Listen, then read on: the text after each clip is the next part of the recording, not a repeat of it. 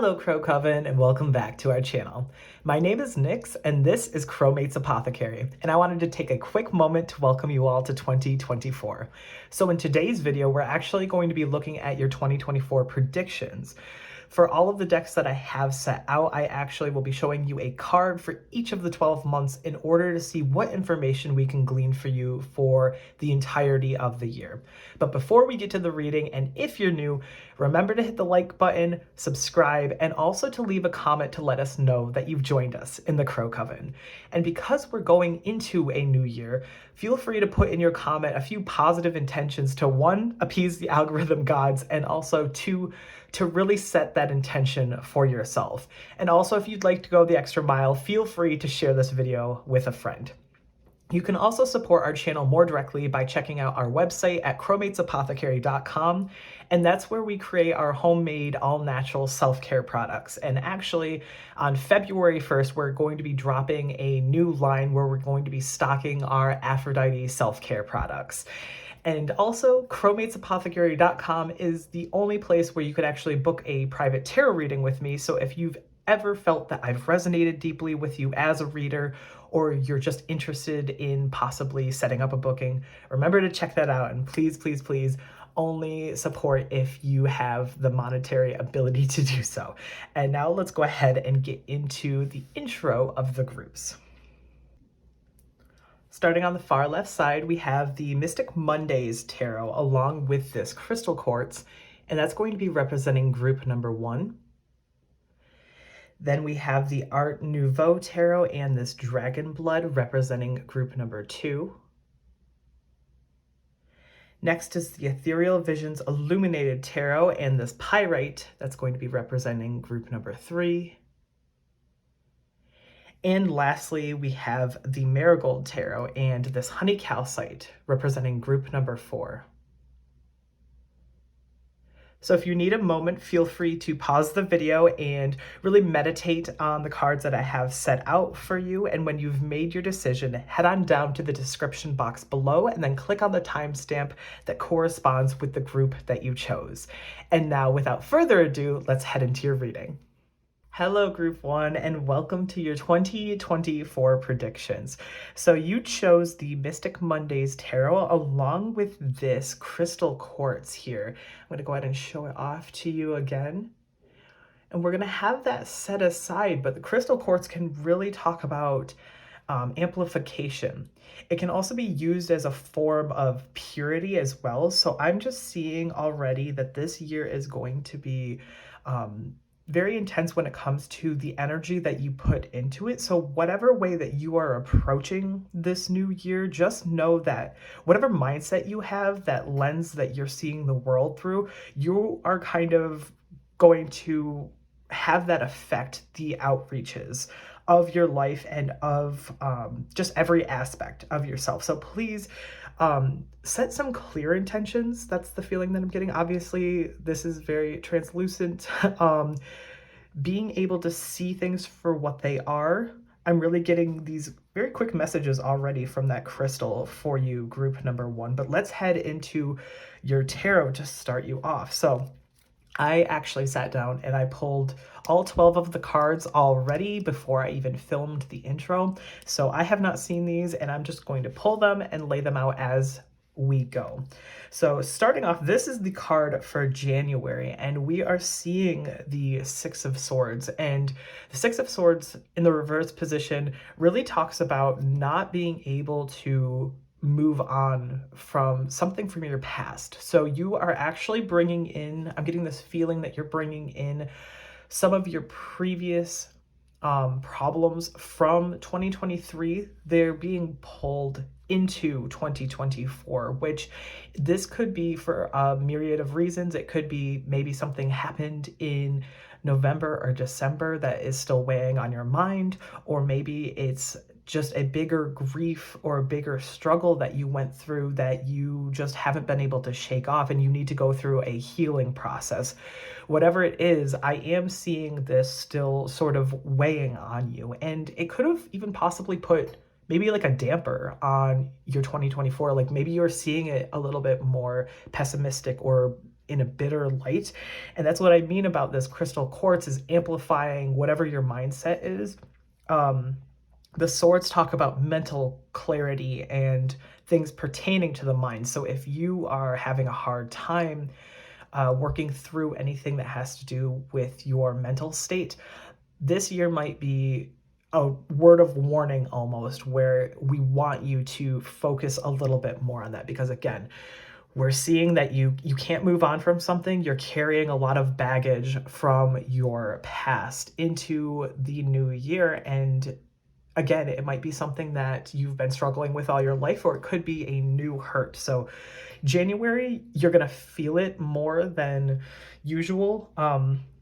Maybe you kind of have this mindset of, oh, I'm starting this new year, but I already feel pessimistic, or I already feel bad because this thing has happened, or I can't let go of this thing. And you're kind of beating yourself up over it. But we do not want you to be doing that. You are allowed to have space for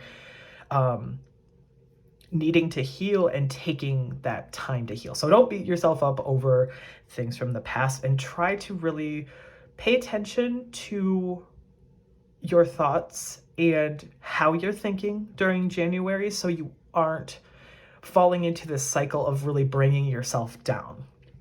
Let's head into February, see what February has. We have the Knight of Cups in the reverse position.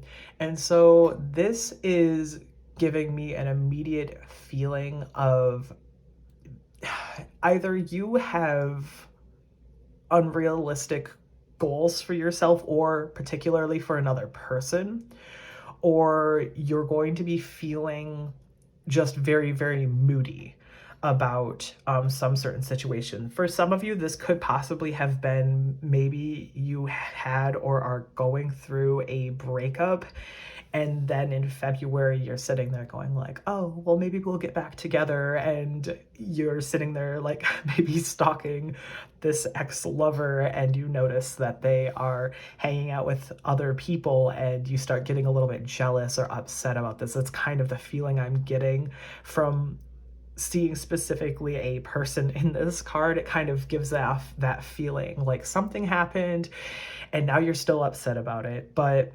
I just think that this is going to be a point that it touches on your mind periodically throughout the month. I don't think you're wallowing in it, but I do think that you're noticing that your mood is going to be a bit damp during this time. You're going to be just feeling a little bit off. And I think a lot of it stems from this sort of either this person or a situation with a person in particular. It also doesn't help that this is happening in February, and obviously we have Valentine's Day, so maybe it's one of those situations where you end up being single for Valentine's Day, or even if you're with a partner, maybe they don't make you feel as special during this Valentine's Day, and so that really it really burns your buns, because you're like, I was already not feeling secure in this relationship, and then you didn't give me what I wanted. And so it kind of just sort of feeds into that feedback. So try to just keep your emotions in check during this time. If you are noticing that you are upset about a person a lot during this time, try to bring it back to focusing on you. I think that I'm already seeing like almost an emerging theme of you needing to go through some sort of healing. So you really need to focus on yourself. And if you're upset about another person, you're putting out that kind of almost like negative energy toward that person. It's not going to attract someone who is good for you actually to you, unless you do some of that healing. In March, we are seeing the Nine of Cups in the reverse position. So a lot of reversals. And so I feel like just during this time, you are going to have, again, this like more pessimistic mindset. You're almost going to feel like you don't have enough and like you want more. And the fact that this card in particular, one, is vibrancy of color, the fact that there's like a heart. Normally the Nine of Cups is about having your like wishes fulfilled and like feeling happy and comfortable and everything. But with it being in reverse, it does talk about being dissatisfied with what's going on in your life is I still think a lot of this is linked to love. And I could be wild. It could just be a message for some of you. So if you are like happily married or in a happy relationship and you're not at all feeling that, this could be more about you being dissatisfied and upset with yourself. Like you are the Knight of Cups reversed in this instance, where you are feeling upset about how you're not able to give enough to yourself and you have unrealistic goals for yourself. So again, this doesn't have to be about a person, but for some of you, it is definitely going to be dealing with love in a relationship of some sort that I think either broke down in 2023 or is going to break down in early 2024. And you're dealing with the fallout, and you're dealing with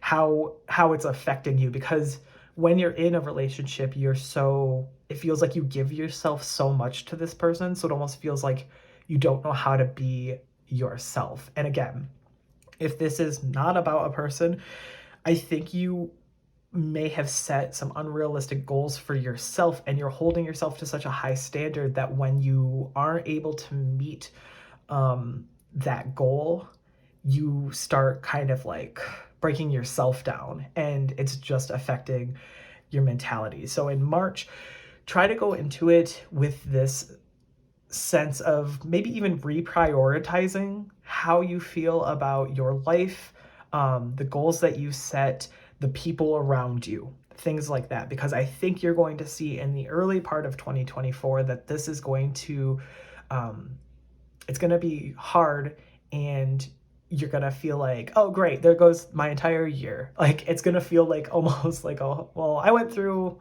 an entire year last year feeling the same way. It kind of feels like a repeat pattern. So try to check yourself and dig deep and find out why you're feeling this way, and try to reprioritize your goals and how you want to be feeling, and not how this person or this situation is making you feel. So we had March. Next, we're going into April. And wow, look at that. April, we have the Queen of Pentacles in the upright position. She is someone who is very much in control. She's practical, down to earth, and she's very, very secure. You can see how she's got her like arms looped around and she's holding on to the pentacle there in the center. She is the one that's in control of the situation. And so I think you're going to kind of get to this point where you're going to realize that the goals and ideas that you had, you were like, oh, I want to do all of these things in this year, this, and this. You realized it was all too much to try to force on you all at once. And around the April mindset, or time frame, you're going to actually change your mindset, and you're going to start again. She's very down to earth, so she's going to help lead you into that. You're going to be able to lead yourself into a more secure sense of self. She's also seen as like a motherly card, so perhaps you have either a mother figure to rely on, or perhaps you start to mother yourself a bit more, where you come at yourself with a sense of compassion and like true love, instead of, again, breaking yourself down. I think that that is kind of the right way to go, is being a lot softer with yourself and knowing that you have limits, and when you have to, again, reprioritize those for you to get in control. In May, we are seeing the Two of Swords. Okay. In the Two of Swords, this is about some sort of choice that needs to be made. You feel like you have this decision that you need to like pick one way or the other, but you're kind of stuck. It's like this is like a stalemate card, because you can't wrap your mind around what it is that you want. Like I'm trying to think what your head wants it versus what your heart wants. And so I think in May you're going to be doing a lot of gathering of information and really trying to figure out what is best for you. For some of you, this could even be, if it is a relationship, because we do see the two here. Two tends to deal with people as well, obviously being unified and working together. It could be that maybe you're trying to determine if you need to give up on somebody or something, or perhaps a newness like came into your life, a new person came in, and you're trying to decide if you are healed enough and if you're ready enough for this new person. So May could possibly bring about this sense of you like wanting to see how it goes, but you're just not quite ready yet. Let's go ahead and go into June. In June, we have the Six of Pentacles coming out. And in the Six of Pentacles, this is really about being able to give your time, being able to show off your generosity towards you, not only yourself, but to other people, and also about prosperity. So you are going to be like thriving as soon as you hit June. You're going to feel almost this like shift within yourself where obviously like the colors are much more warm here. You're going to feel more positive, more sunny, perhaps because like if you live in an area where when it hits June, it starts getting very, very warm. Perhaps that's another thing is sometimes you can let the weather affect you. I'm that way.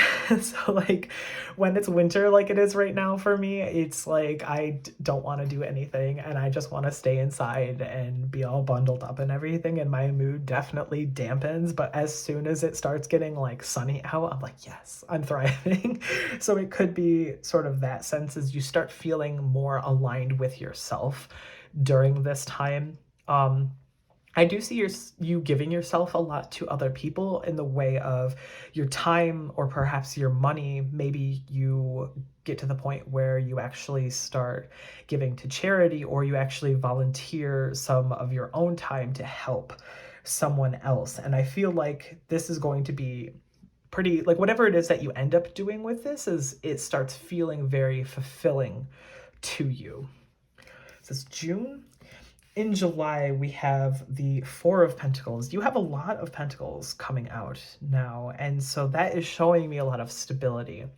And especially with the Four of Pentacles, it is about having that security, having stability, being in control of your life, and having basically just having a good foundation for what it is that you want out of the rest of your life. So it's going to take, you're going to go through some rough times, but then you are going to find something within yourself that's going to call to you to really reprioritize yourself. You may still have to do some decision making and thinking, but whatever path you end up going down, it's going to give you a stronger foundation than what you currently have right now in January.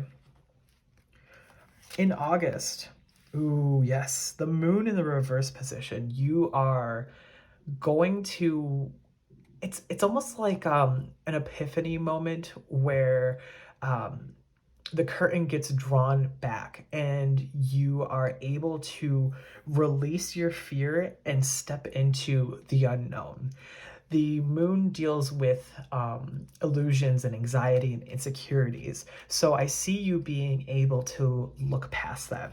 For some of you, sometimes the moon can talk about, reverse can talk about like unhappiness and like some confusion because you're still trying to process something and you're still trying to work through kind of like your mindset, your thoughts of like what is best for me. But I think that since you're setting up this good foundation and everything in the month prior, you're going to have a lot easier of a time trusting your intuition and trusting what's actually good for you. So if you needed to make a decision and you don't start making it until now, it's going to actually help you, and it's going to because you'll have worked on it a little bit earlier in the year. You're going to be able to be like, nope, I have all of my thoughts and I know exactly what I want to do out of this. And I think less anxiety is going to be around you during this time, and you're going to, yes, not be afraid of doing something new, which people do not like change. It can be a very scary thing to have change, but it is a very necessary thing for you to grow and perspire and really be able to like push forward into a newness of self. Next, we have the Seven of Wands. Look how strong the figure is on this card. In the Seven of Wands, the stance that they have is very like powerful, strong. Like they know that whatever they're going up against, that they can actually fight through it. So this is your September, and for the Seven of Wands, this really talks about having a challenge come up to face you. It's you needing to persevere through this fight. It's almost like you're going to be like in competition with other people because of something, and you do feel strong enough to make this step. So you have this foundation, you're able to see the changes that need to be made, and you're not going to be afraid anymore, and then you finally stand up for what you want, is kind of the feeling that I'm getting for you guys. And right there, it's especially, I'm still so drawn to like the figure in the card. It's like it just does feel so powerful that I feel like you're going to be victorious in whatever this challenge is that's going to meet you in September. You're going to be like ready for it. October, when I pulled this card, I actually wrote down a little note that October is going to be hard, because when I was shuffling the deck, I tried to pull the card, and my like hand was fumbling, and I like couldn't pull the card out, and I was just like, wow, it feels like their October is going to be hard. So I wrote down that little note, and we're seeing here in the Three of Cups reverse that, yes, unfortunately, October is going to bring some sort of heartache. I know that this is scary to some people, and it would obviously be a painful thing to go through, but I don't like to cover up the negative things that happen in life, because unfortunately, the negatives make our positives stronger. So I want to just get you as prepared as possible. But the Three of Cups is generally the card that people talk about when there is some sort of an affair. So there is someone who is either in your relationship or in your friend group or something that is going to be intruding on your relationship of some sorts.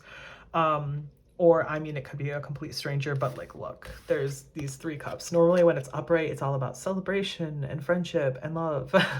But with it being reversed, obviously, this person is taking away from what these two cups have here. So for some of you, I am seeing this as the potential that someone might not be faithful to you. So be very careful with your heart.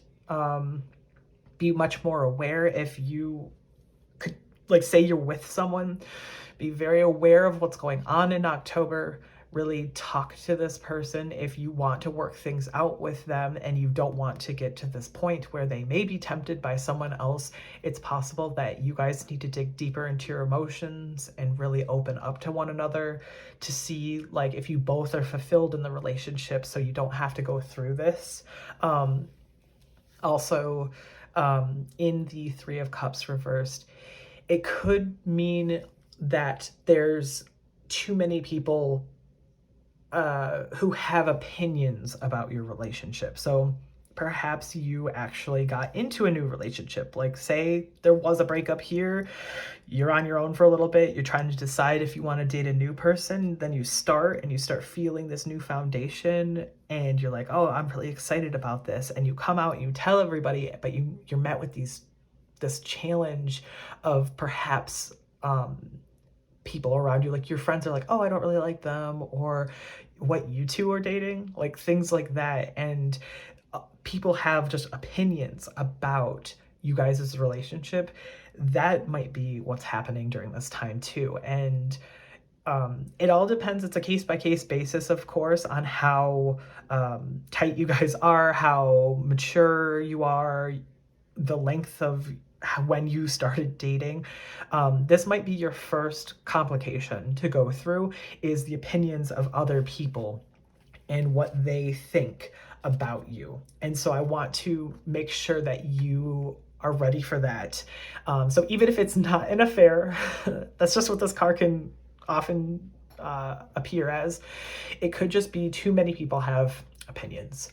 I'm going to keep saying the same thing over and over again, so let's move on. The other thing it can talk about is that this could be a moment where you're having some stifled creativity, where maybe you can't tap into the well that you have of your creative nature.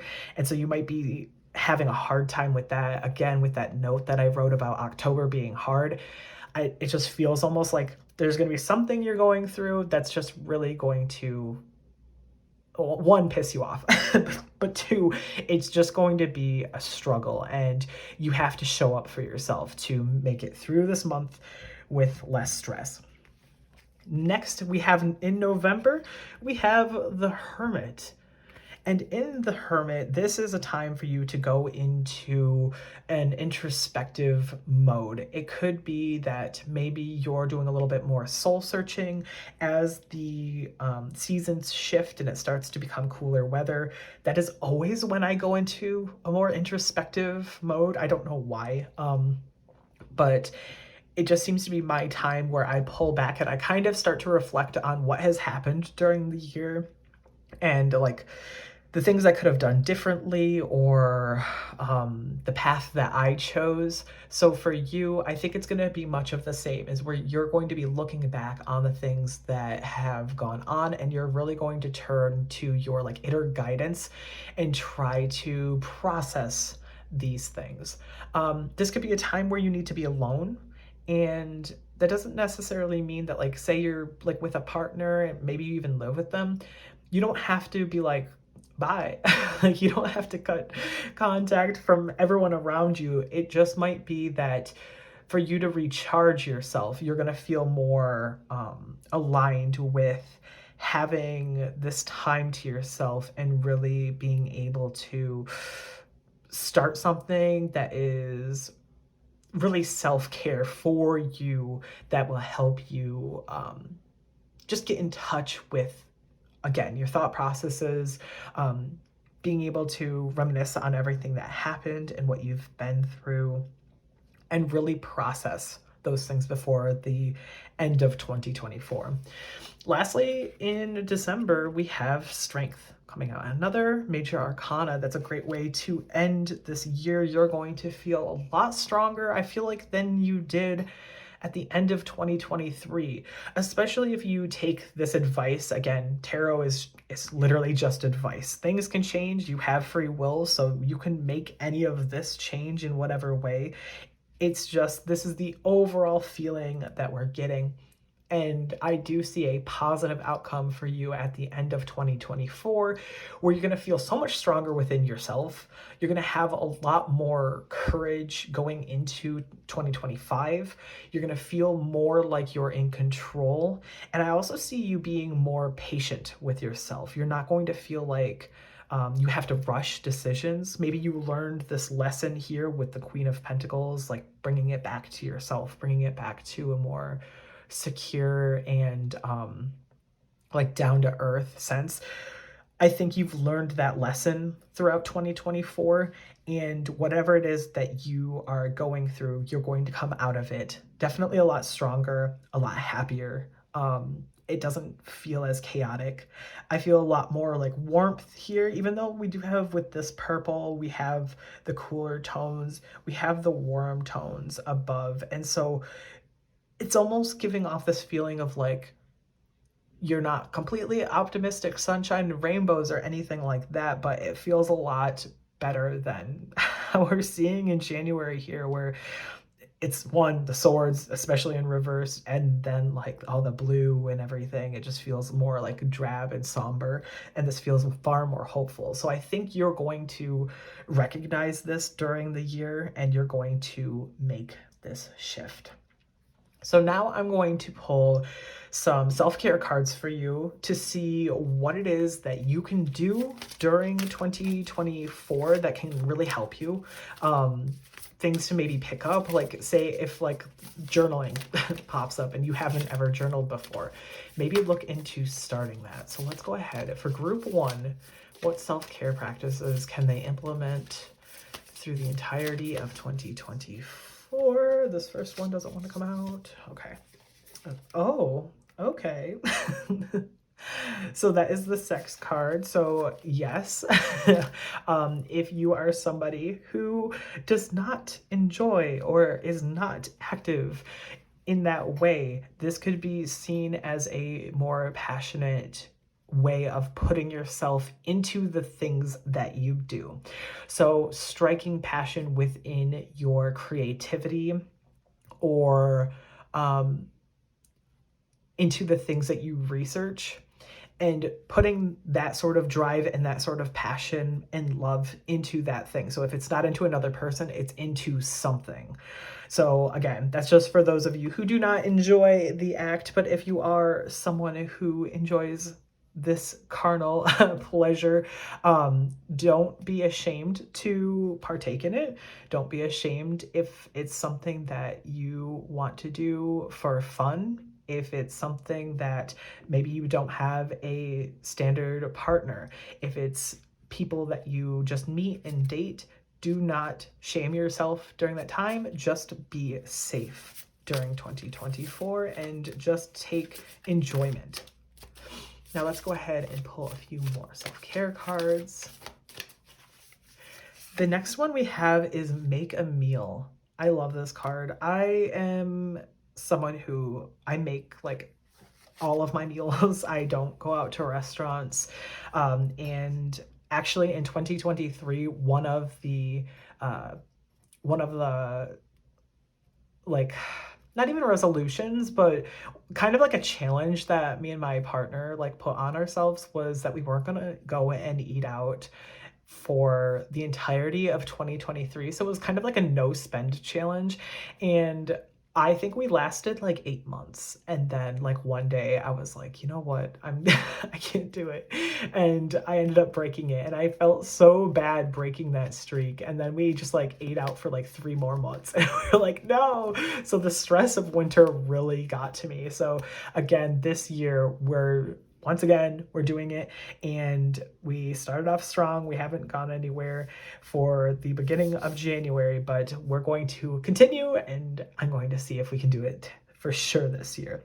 So making a meal, if you are somebody who doesn't cook, this might be the perfect time to really start looking up recipes.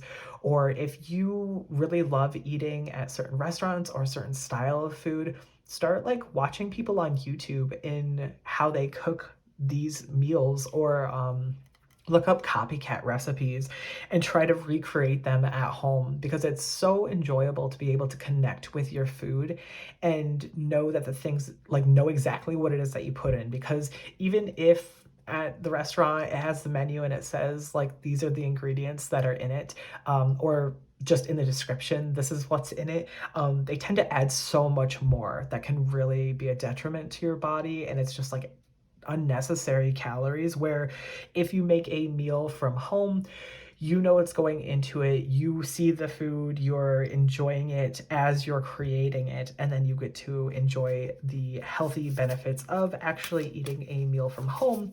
And I love to put intentions into my food when I make it, so like I'm always thinking about things that will like make me more healed, if I'm having like a bad pain day, or like things that just to bring like positive energy, things like that when I'm like cutting up and doing like my food prep.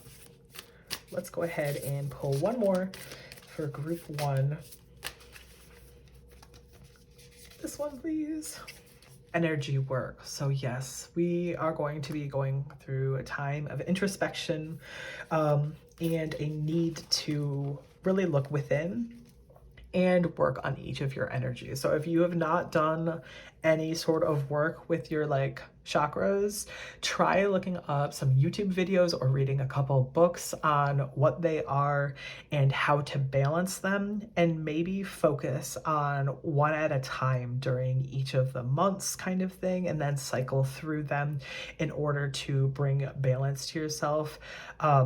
I have done a little bit normally with my throat and my heart chakras, because I have a lot of anxiety and I hold it a lot in my chest. And so I have been doing a lot of work with those to be able to get my words out, being able to stand up for myself. Being able to film YouTube videos and post them online is a very terrifying experience if you haven't done it before. There's always anxiety and fear that people aren't going to like you, which you can't make everybody happy, but there's always that sort of fear. So I have to work on this as well, and this is kind of almost a goal for myself this year as well, to balance my chakras. So I am right there with you. But try looking up energy work and seeing if that's something that is calling toward you or can really help you in realigning yourself. Because especially when you've gone through something so rocky, this gives off the feeling of a strong foundation, because the moment that you are good within yourself, then other things are going to be attracted to you and you're going to be able to build upon that. Next, I am going to pull from the Daily Inspiration or Daily Crystal Inspiration. I actually just got these cards over the holidays, so I'm going to be reading from the guidebook that comes along with it as well. So please do not mind me. I just want to make sure I give you guys all of the information. So I'm going to pull 2 of these ones for you.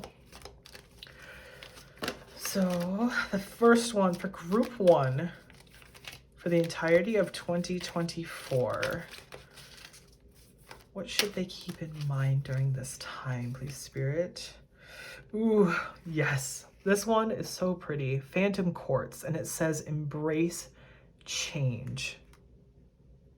I'll read from the guidebook after I pull the second one, okay? And then one more. Please, Spirit, for group 1. Can we get one more? Golden Healer Quartz, and it says open the door. Wow, that's very powerful. I was gonna say earlier that I kept feeling like orange and like warmth from you guys, and the fact that these are very like amber toned, very interesting. Keep that in mind if that's something that you want to keep on you, or if you want to, or maybe they're your favorite colors, things like that. So for Phantom Quartz, it says embrace change, and it says in a period of flux, find comfort in the uncomfortable. Change is happening all around you, so make the most of it. After all, the only thing that is constant in life is change. Embrace the uncertainty and lean into the inevitable. These are opportunities that allow you to grow, evolve, and move forward.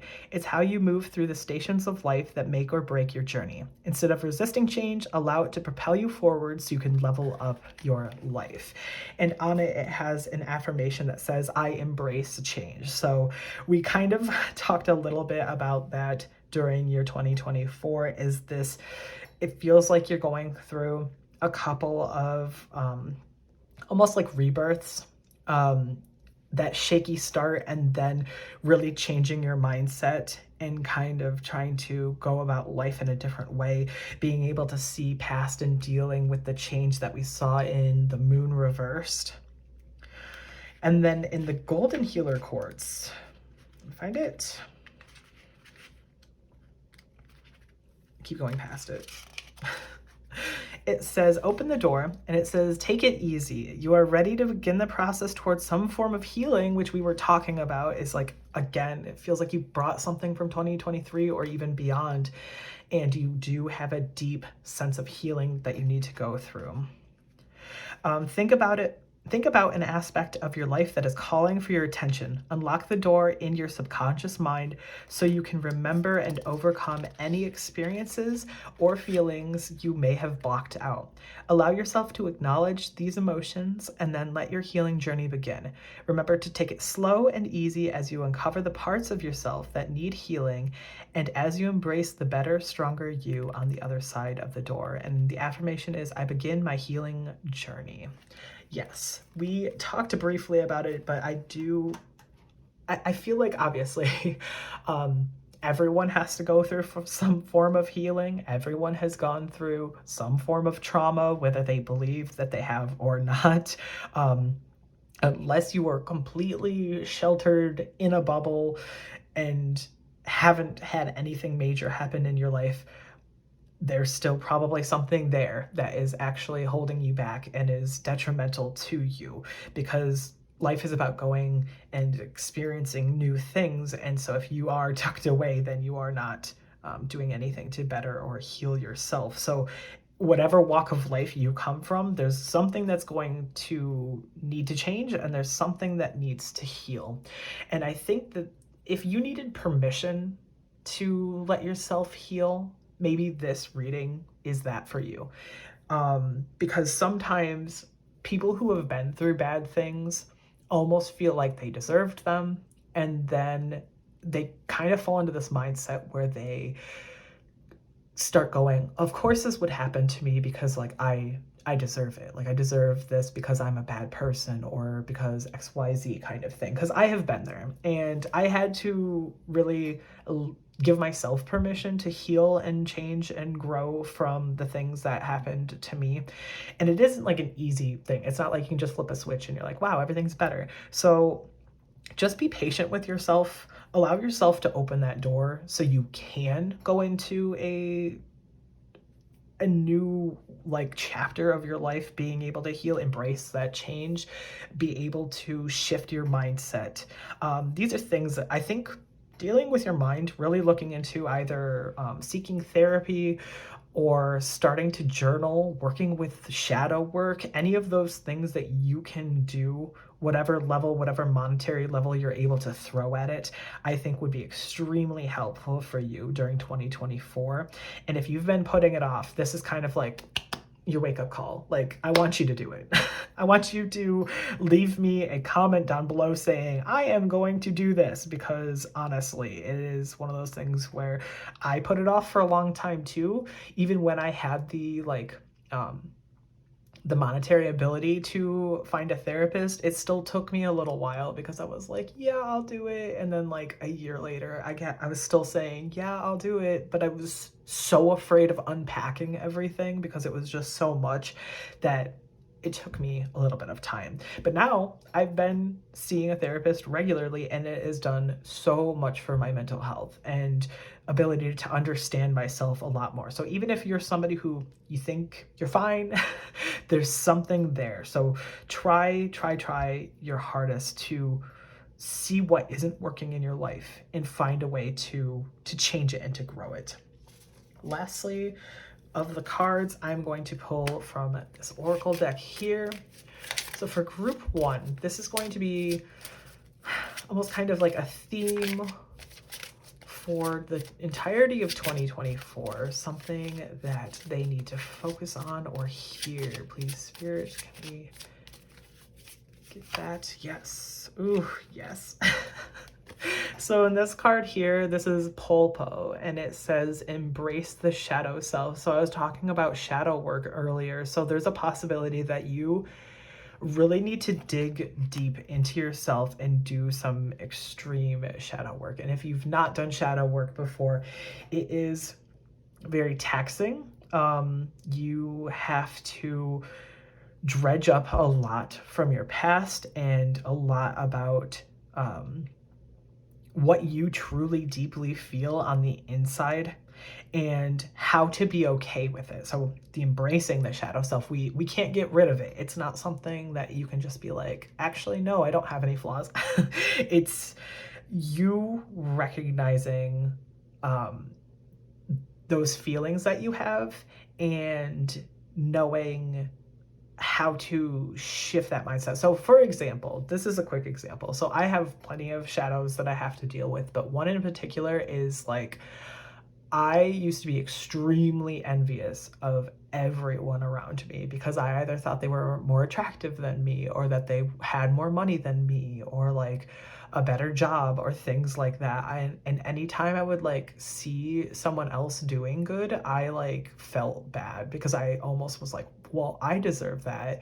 Half the time I didn't think I deserved it. So that's so that's partly a lie, but like I would have this visceral, like immediate feeling of being really upset that they got to have these nice things and I didn't get to have them. But like, I don't know that person's journey. I don't know what they had to go through in order to like have that. And even if it was like given to them by their parents, like there was that's their life, and that was the things that they were set up with.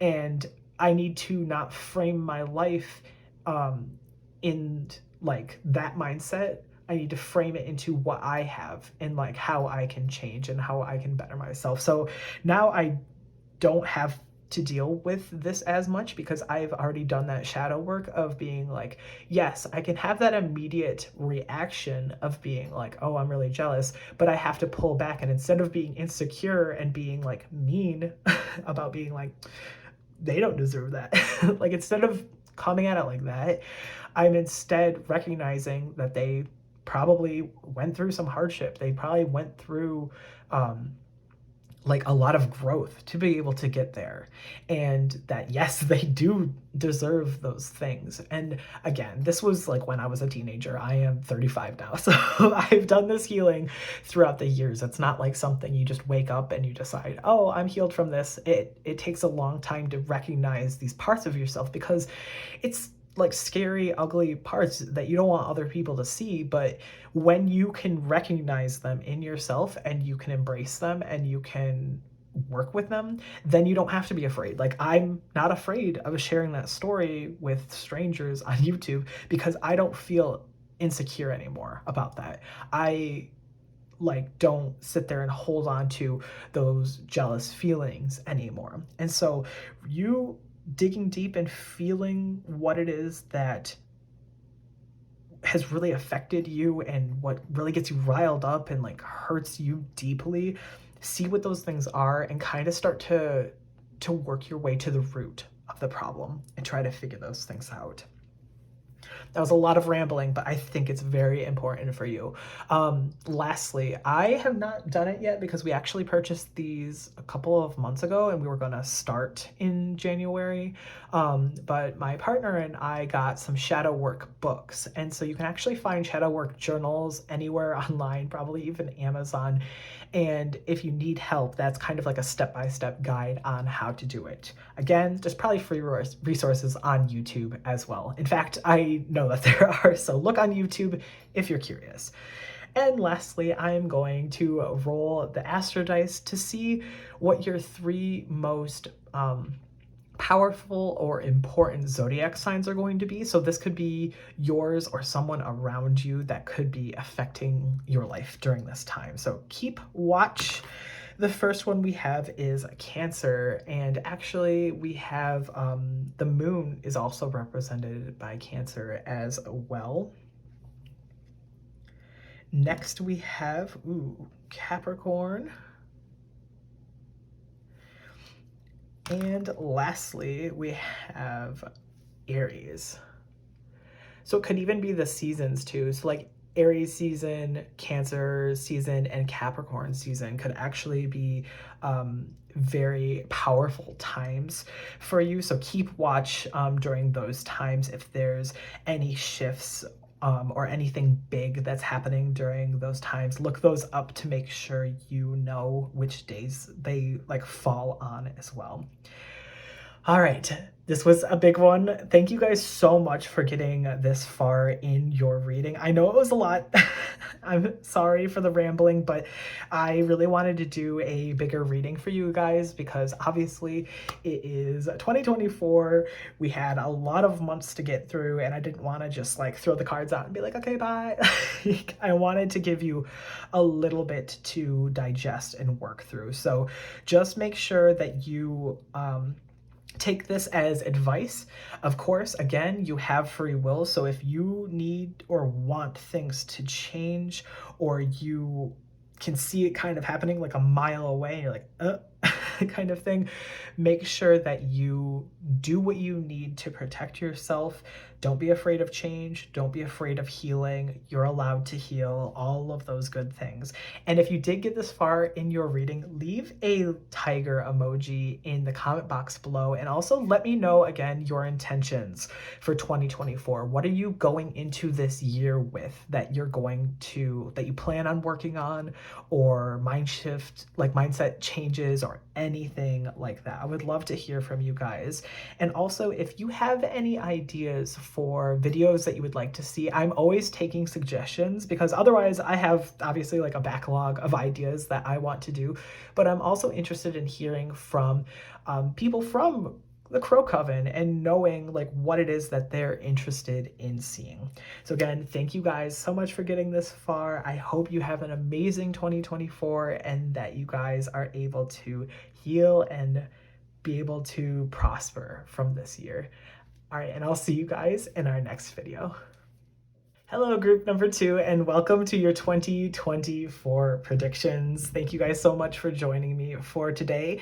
And you guys chose the Art Nouveau Tarot along with this Dragonstone. And with this Dragonstone, this really talks about being able to balance health issues in particular, especially when you're trying to recover from some form of illness. So if you are someone who perhaps you got sick kind of recently, or even if you deal with lifelong chronic issues, not that you can like typically just fully heal those chronic issues, but maybe being able to mitigate your pain or being able to get back to a baseline. I think that is going to be a big theme of 2024 for you, is you're going to be able to get back to a healthy baseline for yourself, whatever it is that shows up as for you. Because again, we're all different. We all come from different backgrounds. There are people who do deal with very serious lifelong health issues that aren't able to perform at the same level as everyone else. So very much take it wherever it is that you are at. I don't want you to try to hurt yourself to suddenly be like Superman or something, okay? Just know yourself. The other thing that Dragonstone can really help is breaking bad habits or patterns. So if you have like had a constant thing reemerge in your life over and over and over again, I think 2024 is going to be your year where you're going to be working through this and working past it and no longer have to fall back on it. So for some of you, this is just a very health conscious year. Maybe your New Year's resolution was to like lose weight and keep it off. I understand. I've been there. I struggle with that every year. I actually like got to the point where I no longer like put the stereotypical like, oh, I'm gonna lose weight, like pressure on myself. I try to focus on more like practical things and instead go through that journey like slowly and day by day kind of thing. But I'm just preaching. Like that's like totally up to you, whichever way you want to see it. But I think the majority of you're going to be focusing on some level of healing something within yourself. And even if it's not a physical ailment, this could be a like mental healing as well. But for most of you, I'm getting that this is physical.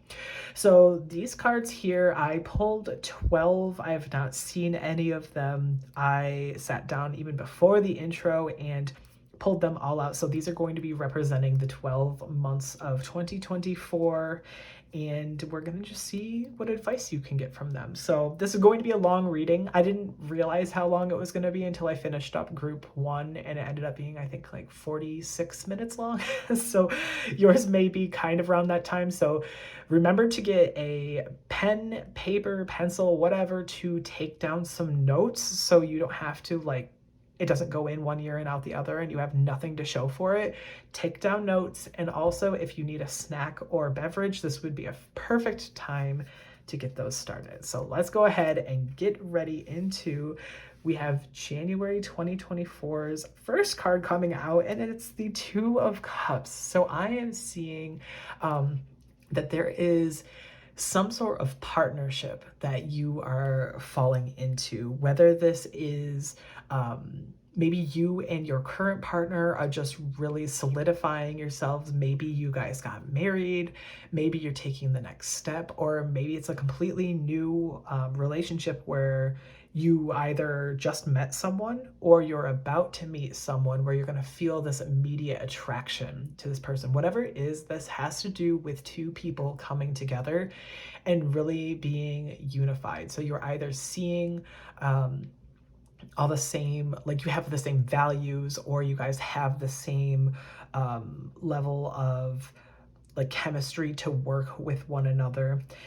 And even if you're someone who doesn't seek relationships, this could even be like a platonic friendship where you two are just like, whew, and you're just like glue. And for some reason, you guys just have this really symbiotic relationship with one another where you're able to hash things out and it just works perfectly. So I'm seeing a lot of positive strength coming from this as well. Maybe if you are someone who's dealing with a lot of health issues, it could possibly even be that you have a caretaker who is there for you, who is helping you during this journey. So that's January. We're going into February. And in February, wow, we have the Lovers in the reverse position. So very interesting. I'm seeing very, very strong Lovers moments here. So again, I really think this does have to deal with some sort of partnership. But when the Lovers is in reversed, it's never like, I never ever see this card as negative. I don't know why. I always see this as more of a need for you to focus on self-love. Especially with it coming right after the Two of Cups. I don't see it as suddenly like, wow, everything is disaligned and there's an imbalance in the relationship and blah, blah, blah. Like, I don't see that in particular with this reading. Sometimes it can talk about a lack of harmony between you. So this might be a time in February where you guys really have to talk out priorities. Maybe if this is a new relationship, you start seeing some sort of like cracks below the surface or like on top of the surface to something deeper that you have to work through. But every relationship has issues and you have to work through those problems. There's never going to be something that is like perfect from day one to end. Like there's always going to be something. So this might be just stress, especially when people put a lot of stress on Valentine's Day. They put a lot of expectations on it, and if it doesn't meet those expectations, then it can get very sore very, very quickly. So just be careful that you're not falling into that pitfall. But in particular for you guys, the biggest feeling that I'm getting is that this is a need for self-love, that you have to focus on, giving yourself this healing moment, going slow with yourself, not pressuring yourself or pressuring your loved one when it comes to needing to perform, like kind of thing, like putting up an act of being stronger than you actually are. Allow yourself to pull back and realign with yourself, because if there is a disharmony, it could be you putting too much pressure on yourself because you're like, oh, like, especially if you started this year being like, oh, I want to lose weight, and you start off strong, and then suddenly like you fall off the wagon, and then you're like, oh my god, of course I did this, like I don't deserve anything. Like if you start negative self-talking, it's just going to make it so much worse and so much harder for you. So try to Temper your expectations during February and not to take it out on yourself. In March, we're seeing the moon in the reverse position. You have a lot of powerful cards already. With the moon in reverse, this talks about being able to release your fear and step into the unknown. So you're going to be able to really pull away from this soft, stable, like, not even soft, but like when you get so used to something, so comfortable in something, this is your calling to actually like change from that and try something new. It can lead to some unhappiness and some confusion because you aren't sure where to go, and change is scary for everyone. So you're kind of like, you feel almost a little lost, but again, you're relinquishing this anxiety that the moon upright has, and you're seeing past all of these illusions, and you are no longer insecure, and you're able to step away from it and go into something new. So I think in March, there's going to be some shift that's going to be happening, that you're going to finally see something for what it is, and you're going to be able to reassess your situation from that point. So since we're talking about health, maybe this is where you start to get some answers in March. Maybe you get a diagnosis for something, or maybe you start to realize the things that you can do to help mitigate whatever pain it is that you have, or the things that actually start helping instead of just constantly feeling barraged. For those of you who are struggling when it comes to the love aspect of things, reading it very, very literally, I'm not feeling this pull as strongly as other people might read it as. This could be a breakdown in a relationship, in the way of they look nice and happy here in the cups reverse, and then suddenly there's this misalignment, and then suddenly like you have to go through a sudden change kind of thing, and you're able to push past that change. That might be like one or two people who are watching this, but I don't, if that doesn't resonate with you, again, tarot is all about just advice. You have complete free will of your life. So take what resonates, leave what doesn't, kind of thing. So that's still a message that I want someone to hear, but it's not going to be everyone. In April, we're seeing the Two of Pentacles in the reversed position, and this could be a time where you just feel really disorganized, especially when it comes to your finances. Like you feel like you don't have the like strength to like get them in order, almost is what it feels like. Or it feels like you're being pulled in multiple directions with your finances, and because of this, you're like obviously feeling like out of whack, because it's like when your finances get messed up, it is very, very stressful. So I think plan for this. So January, February, March, April. In April, even before, make sure that you have a little bit more in your savings by the time you hit April, in case there's some big thing that you have to take care of. Let's go ahead and go into May as well. Oof. Strength in the reverse position. Okay. Strength reversed is actually a card that does talk about you having self-doubt, you feeling weak, and also some like lack of self-discipline. So maybe there's a situation where it feels almost like you hit your breaking point, and it feels like you just aren't healing as much as you wanted to be, or you're not feeling very, very strong during this time. It can also be that you have a lot of self-doubt in the way of being like, well, what if I never heal? Or what if I don't ever get my finances like back? Like obviously things come and go, but you keep having these like self-doubting thoughts during this time, and it's going to make it very hard for you to focus on your need to heal and focus on breaking those bad habits. You're going to feel like maybe you let yourself down is what you're going to feel like, is like maybe you have a bad habit that you were able to take care of and then it happens in May and then you're like, oh, see, I knew I couldn't do it kind of thing. But instead of falling back into that mindset, we want to kind of shift it and we want to change it in a way that's more positive for us. So even if you, like, say you weren't supposed to like drink soda or something, this is a very, very not very serious one, but then like say you had a sip of soda or you drank an entire like 2 liter and you're like, oh no, I'm gonna just binge again. Just cut yourself off after that. Just be like, nope, I'm not going to. And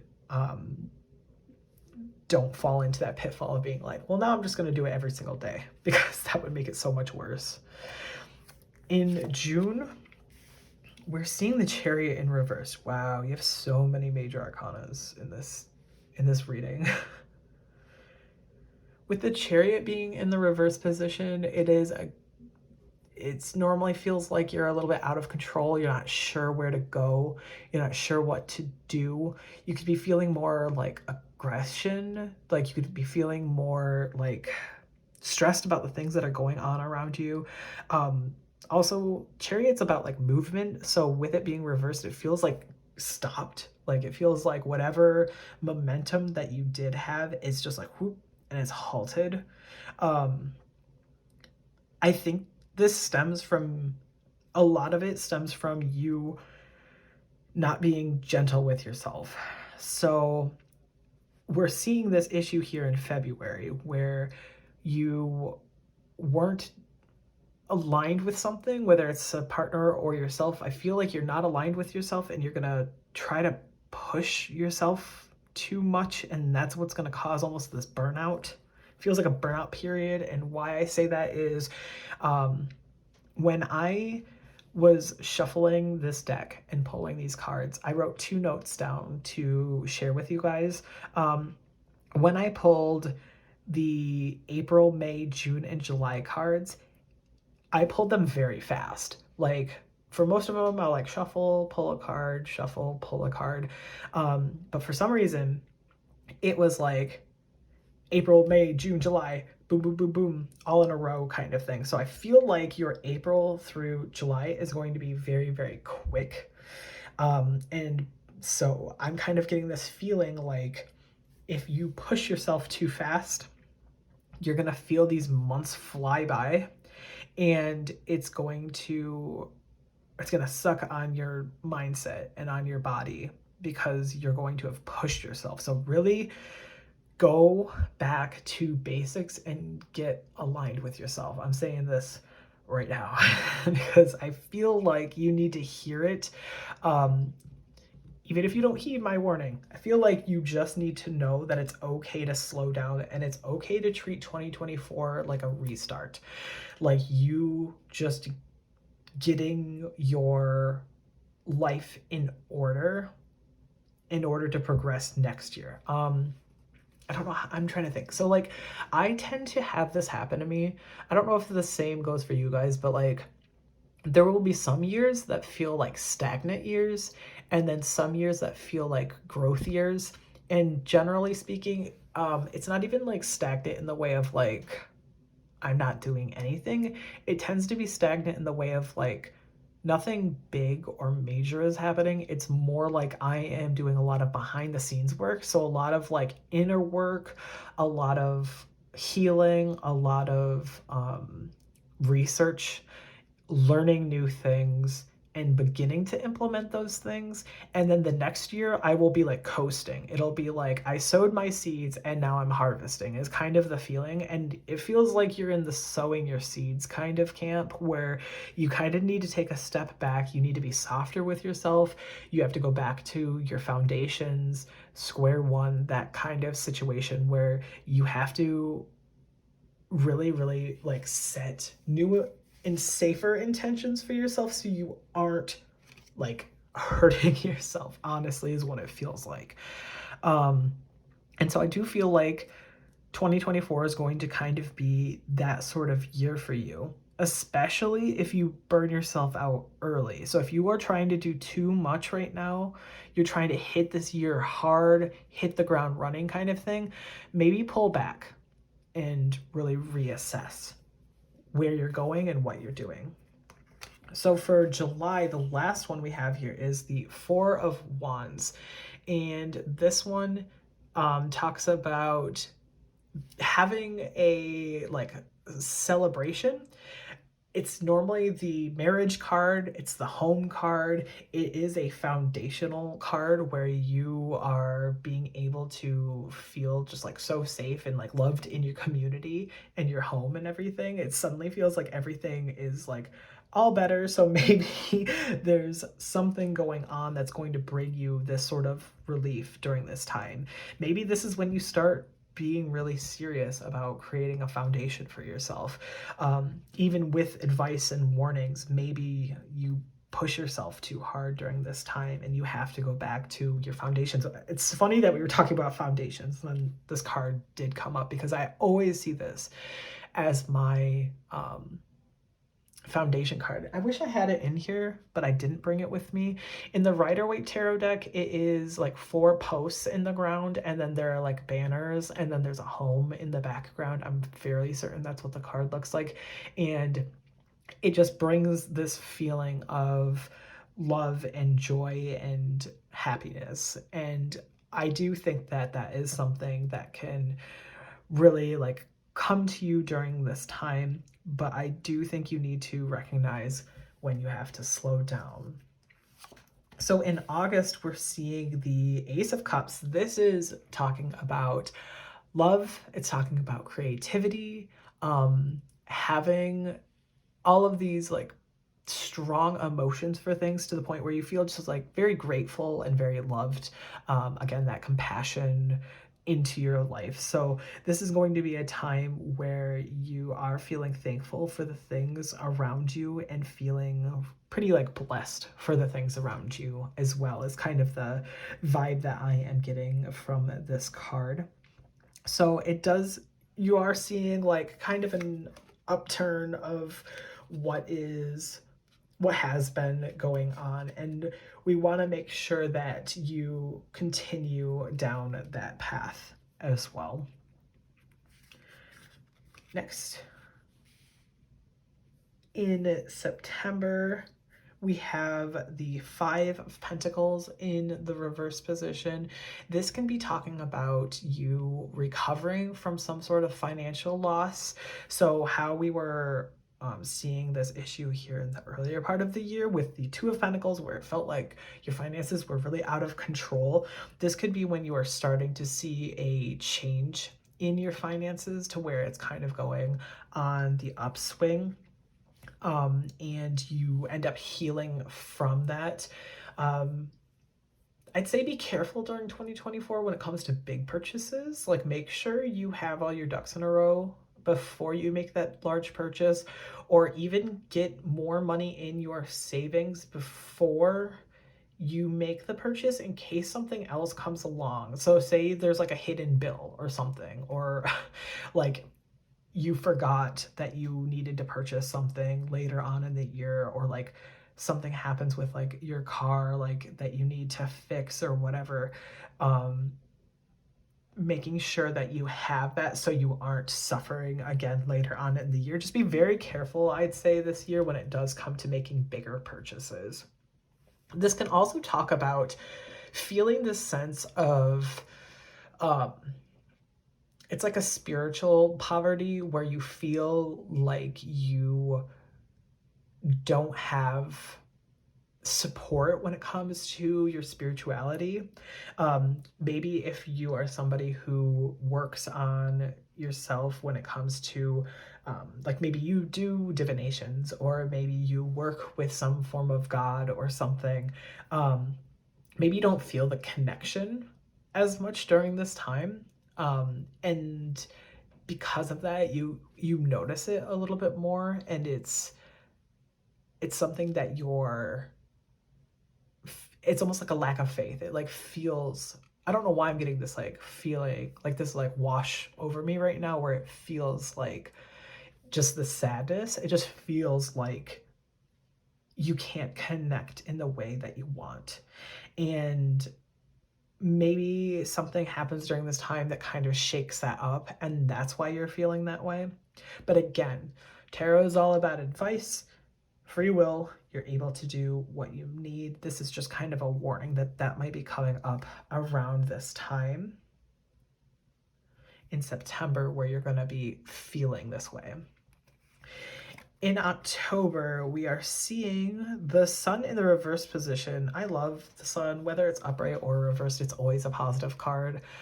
This is just tends to be a little bit less so. It's still full of like energy and positivity. The sun is still shining, is kind of how I see it as. It's like the sun is still out, but like maybe clouds are passing over it. So this could be like a temporary like sadness or even a point of depression for you, especially with the weather changing. We're going into October.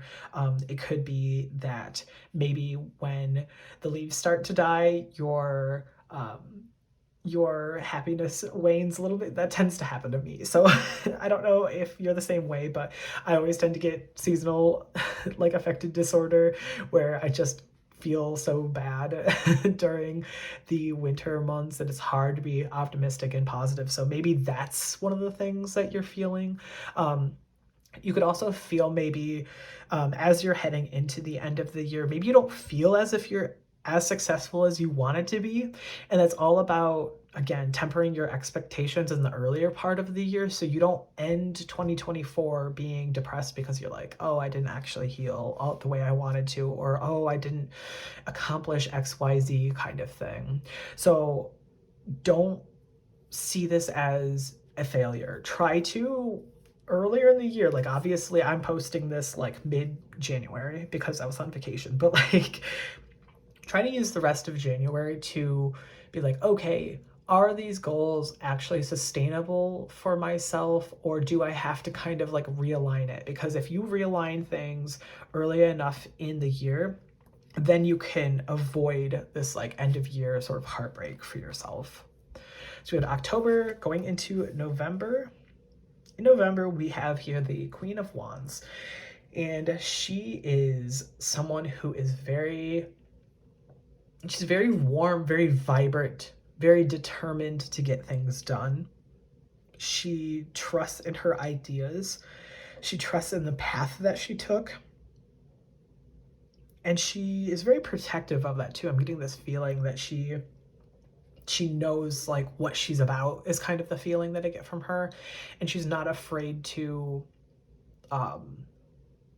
tell it like it is kind of the feeling. Is like she puts up a lot of like boundaries that are important for her to keep in place, and because of that she never is disappointed because she's able to see, she already like saw what was going on kind of thing, and so now she is able to like you're ending this year kind of thing fully secure within yourself.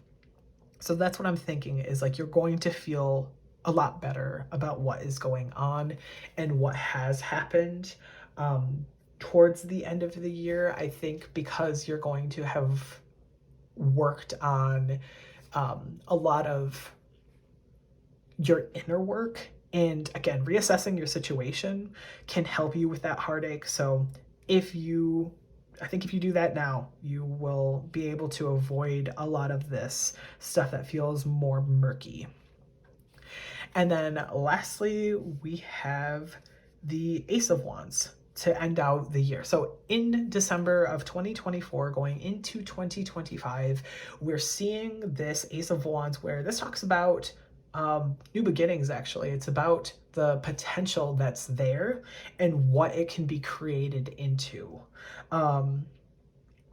It talks about having a lot of power coming from a place of like passion and being inspired by something, and being able to take that and weave that into something new and something powerful.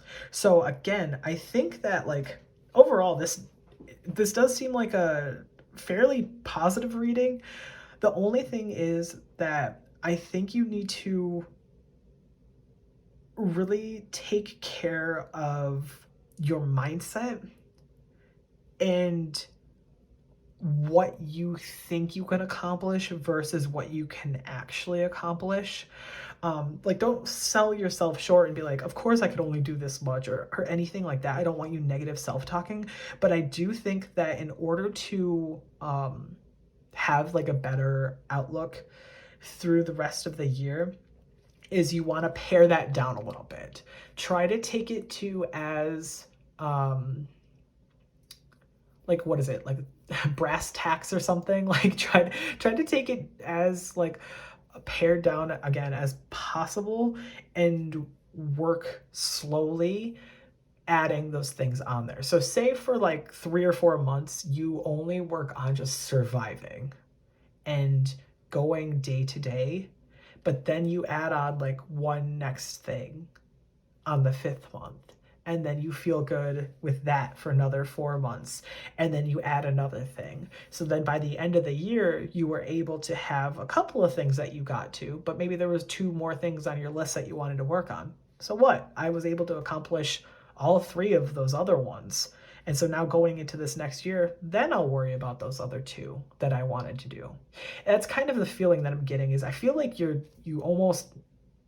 put too much on yourself. You need to make sure that you just refocus to what's truly important.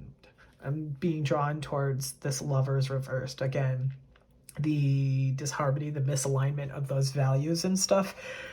You need to bring it back into focus and really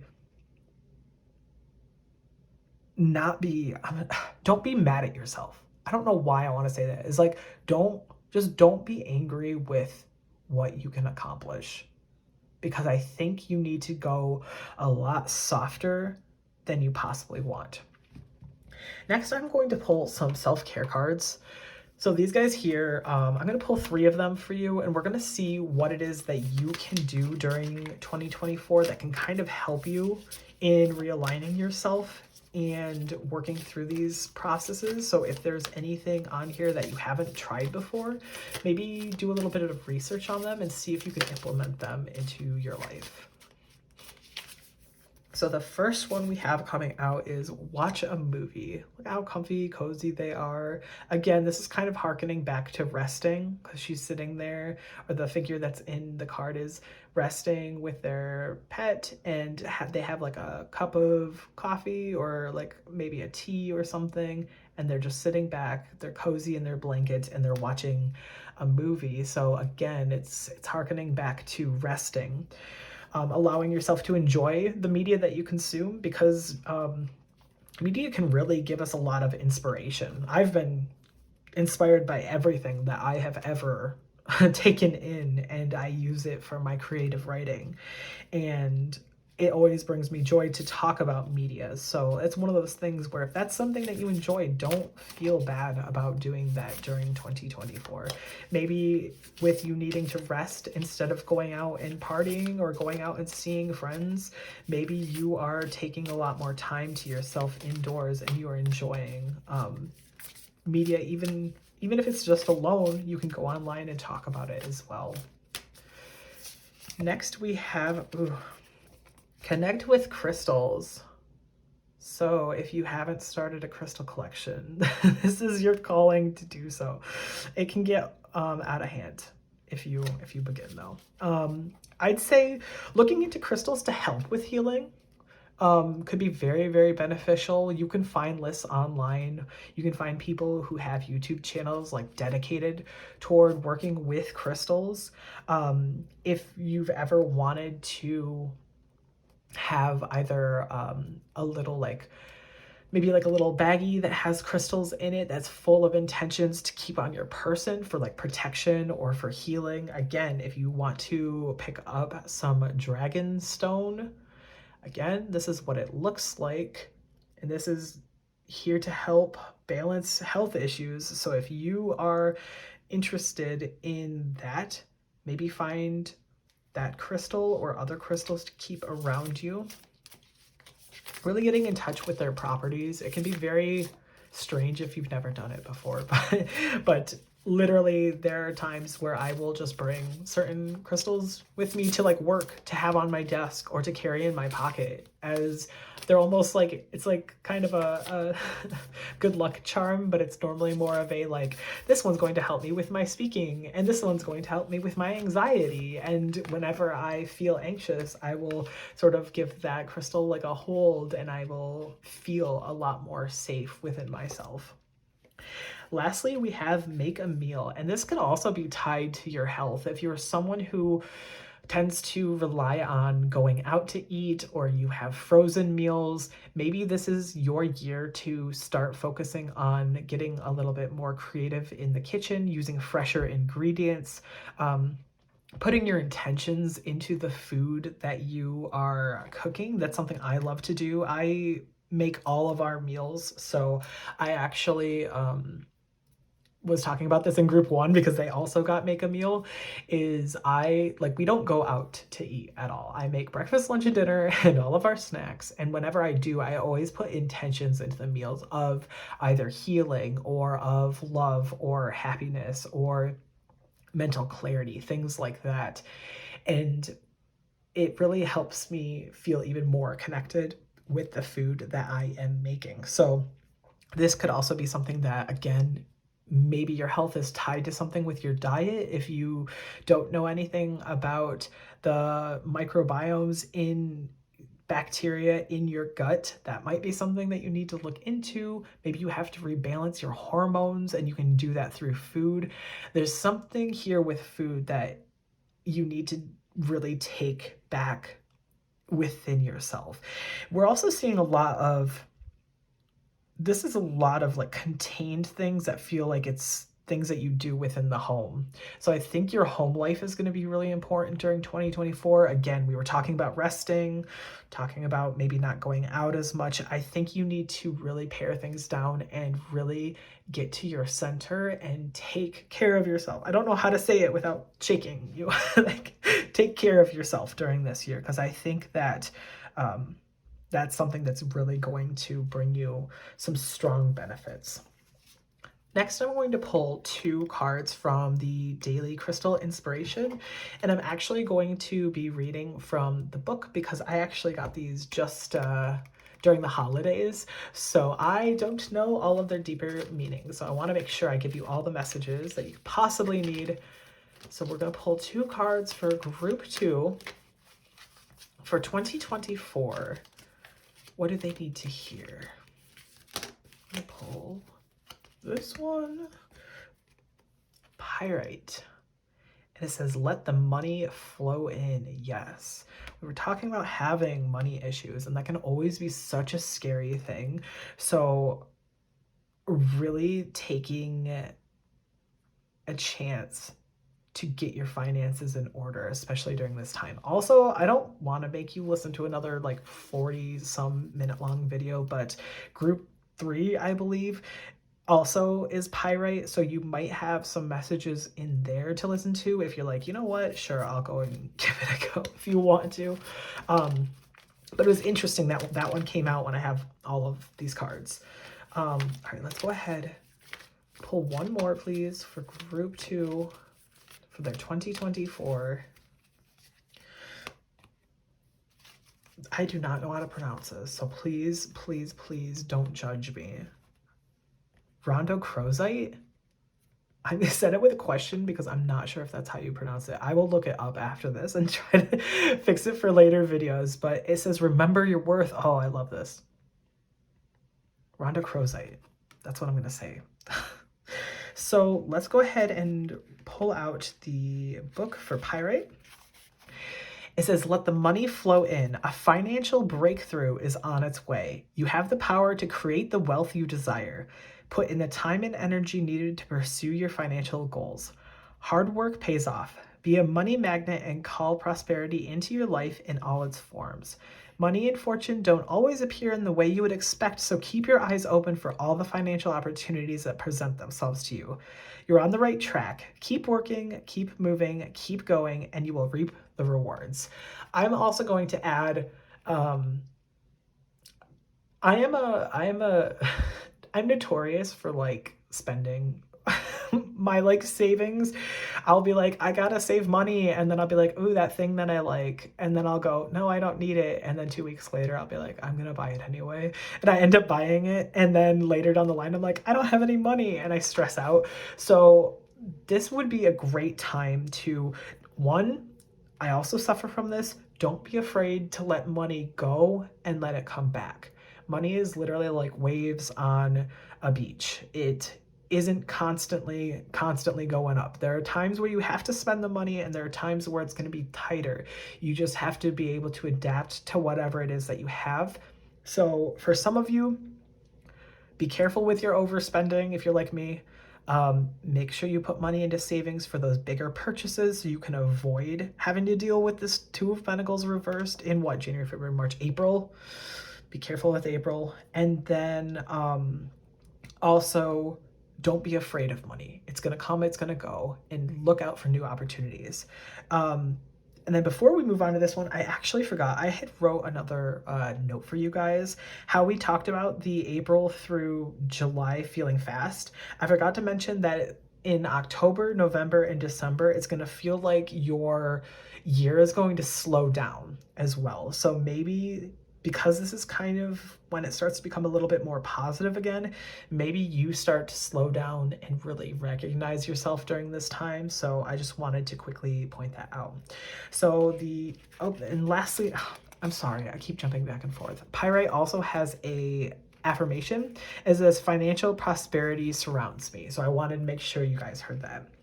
So next with the Rondo Crozite, oh my God, I hope that's how you pronounce it. It says, remember your worth. And it says, often we are our own biggest critics. It's important to stay open to the various forms of self-affirmation, but you just might be looking for your worth in all the wrong places. Know that who you are as a person makes you worthy, rather than turning to other people or your list of accomplishments for validation.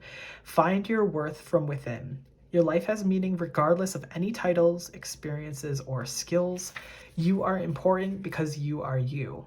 When you know your worth, your self-esteem will skyrocket. Know exactly what you deserve and settle for nothing less. And the affirmation says, I am worth it. So yes, that is a beautiful, beautiful message for you guys to know, keep into the back of your mind, and just realize that yes, you are worth it. You are worth taking out an entire year to heal if that is needed. Lastly, I'm going to pull one more card for you before we go into the final bits for this reading. So for group 2 in their 2024, what is it that they need to hear, or what lessons do they need to work on during this year? Could I please get one card, Spirit? Yes.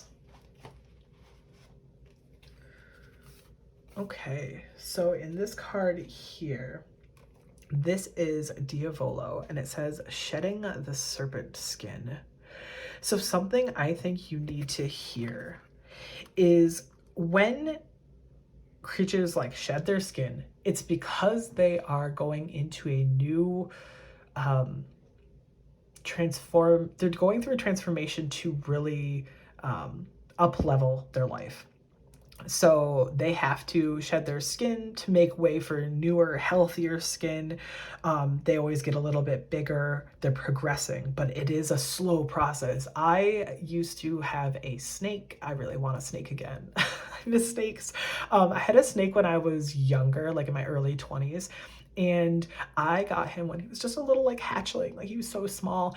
And throughout the years, I was able to see him just grow and grow and grow, but it is such a slow process. And even shedding of the skin is also a slow process. It's not like boom, it's gone. It's like it has to like harden, they have to wiggle their little bodies out of it, and they have to like exit the husk, and sometimes pieces are left on them, kind of thing. So you might be feeling like you're going through the same thing. You have to shed your old skin to make way for the new, is the big feeling that I'm getting from this.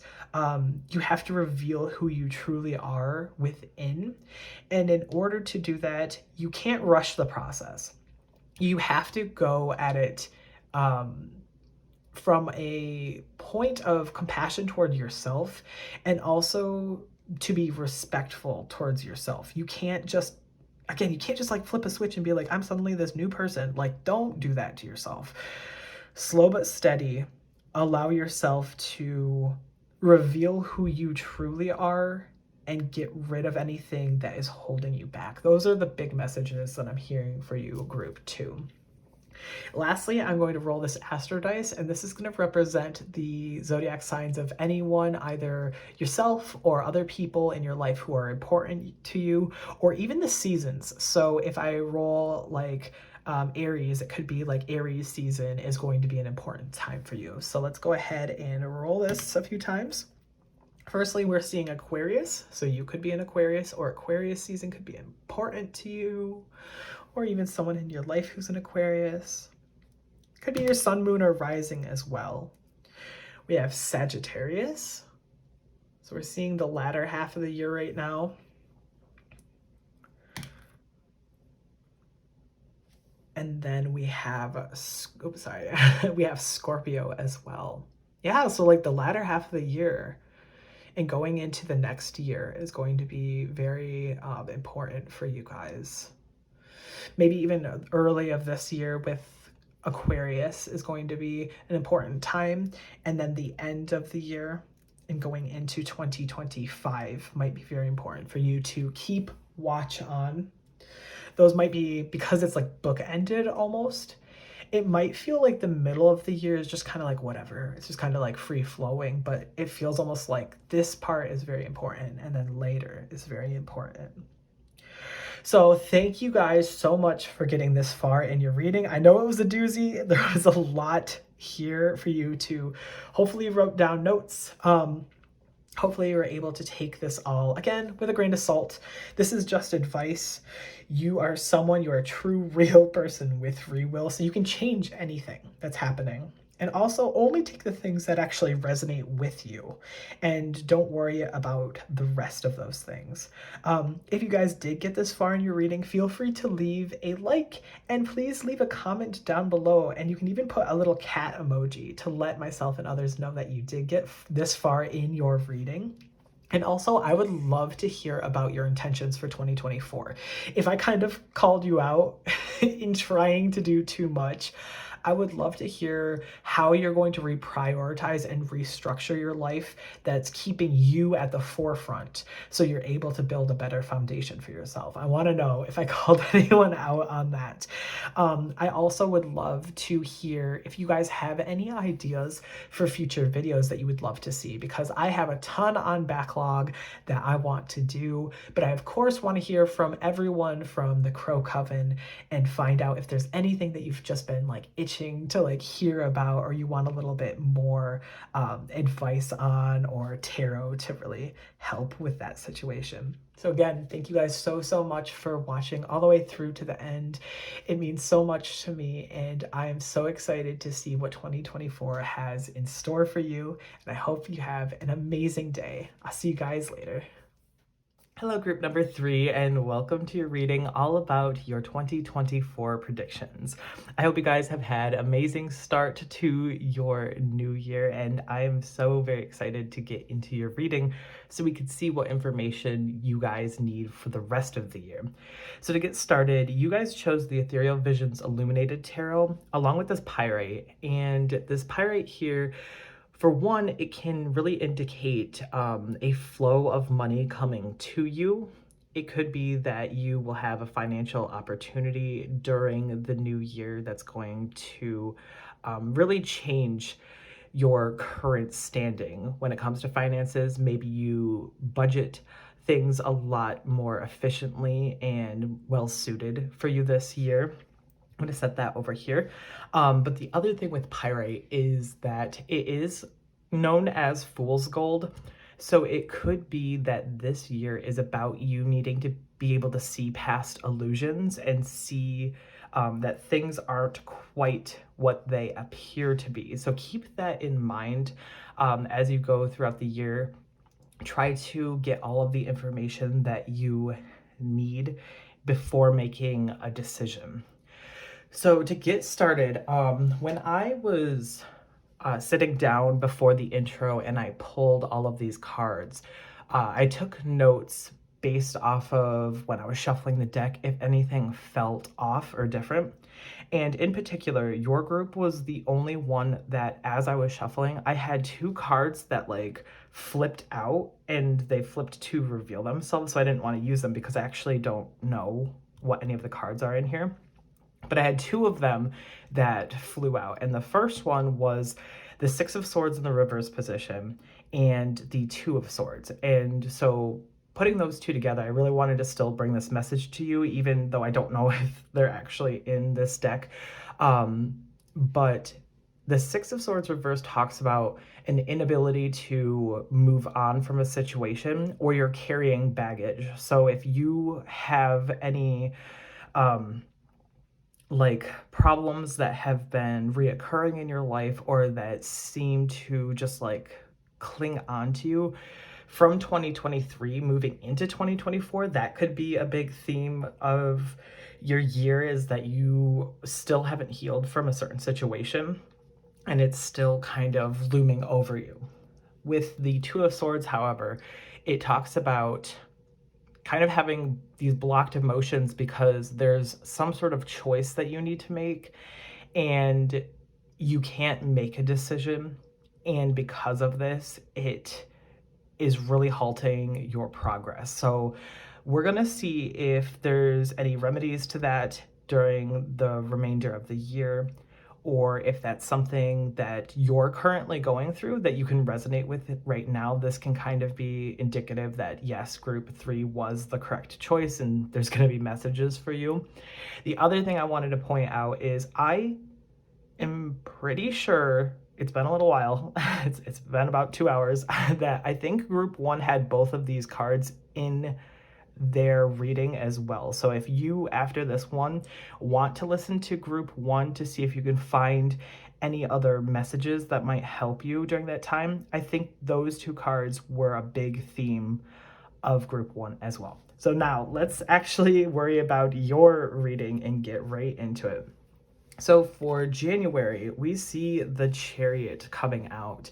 So this is going to be a time where it feels like things are moving really, really quick.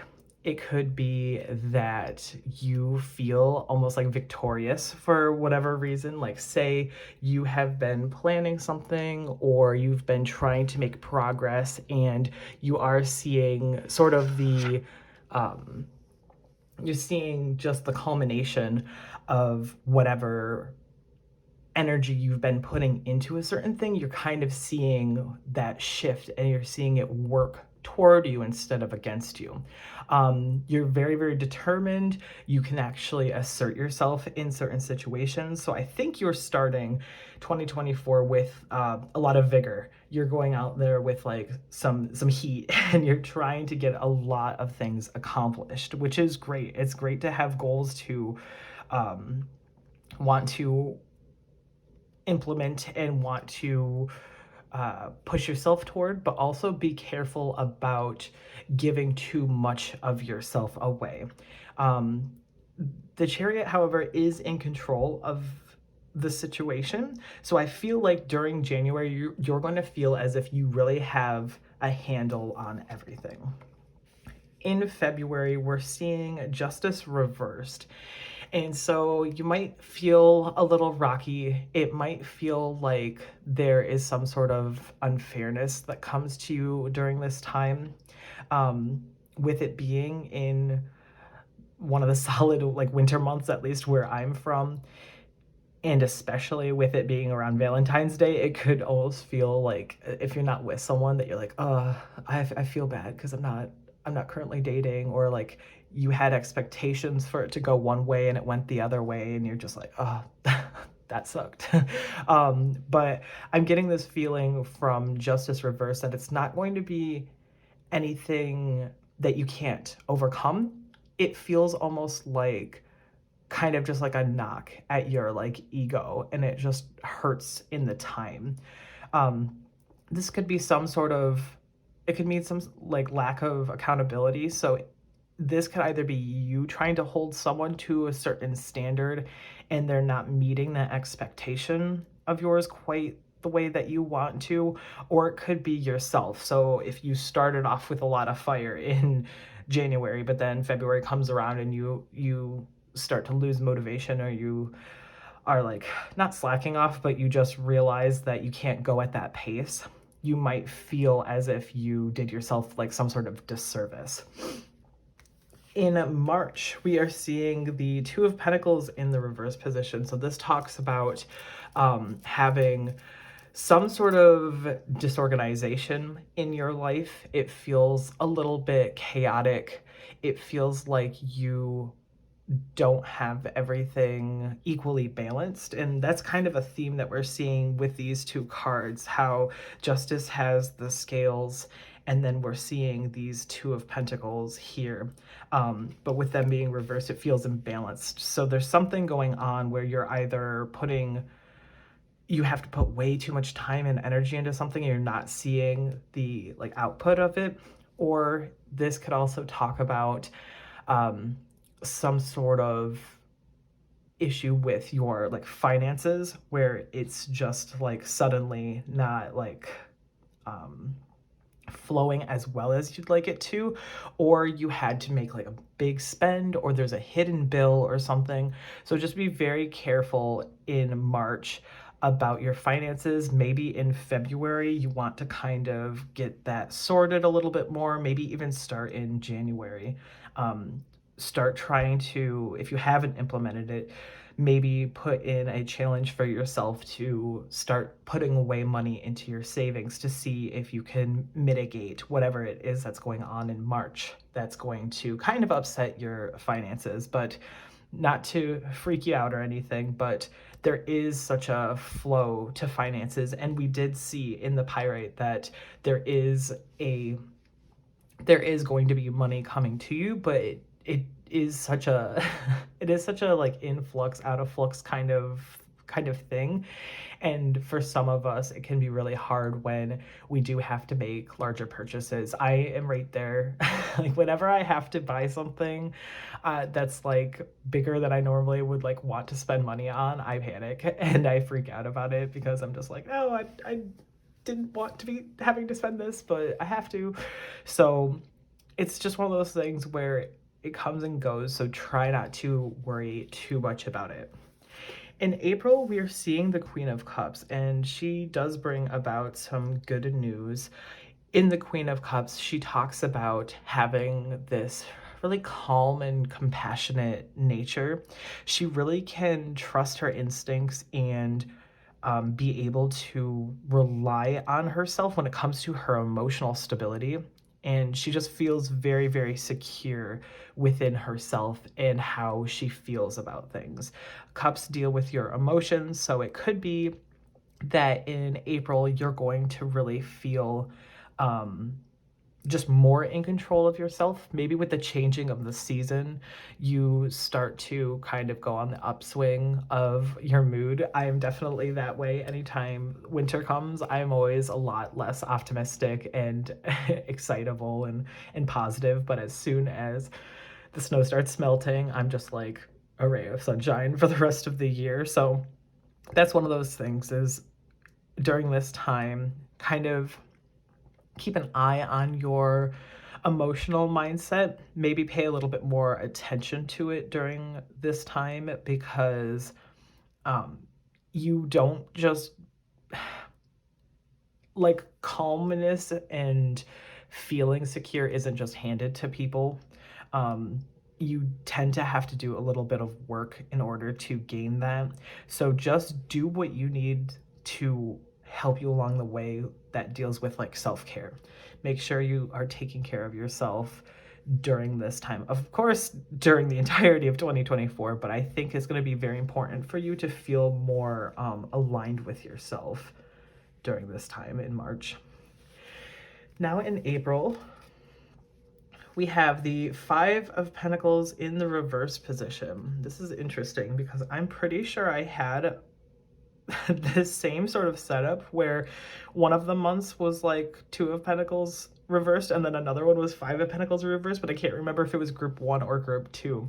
But in Five of Pentacles reversed, this talks about you actually recovering from a financial loss. So again, we were talking kind of about that flow of money and how sometimes you gotta spend stuff, but it's normally for your greater good. Maybe you spending the money here leads into this Queen of Cups moment, and then that, because you are feeling more secure and you have more stability, maybe then you are able to like work more or take on a second job, or maybe you finally dip your toes into working into like a side hustle or something like that, where then that helps you recover from that financial loss that you had in March. So maybe it's just a little bit of time where it's going to feel a little rough with the funds, but nothing that's going to stress you out throughout the entirety of the year.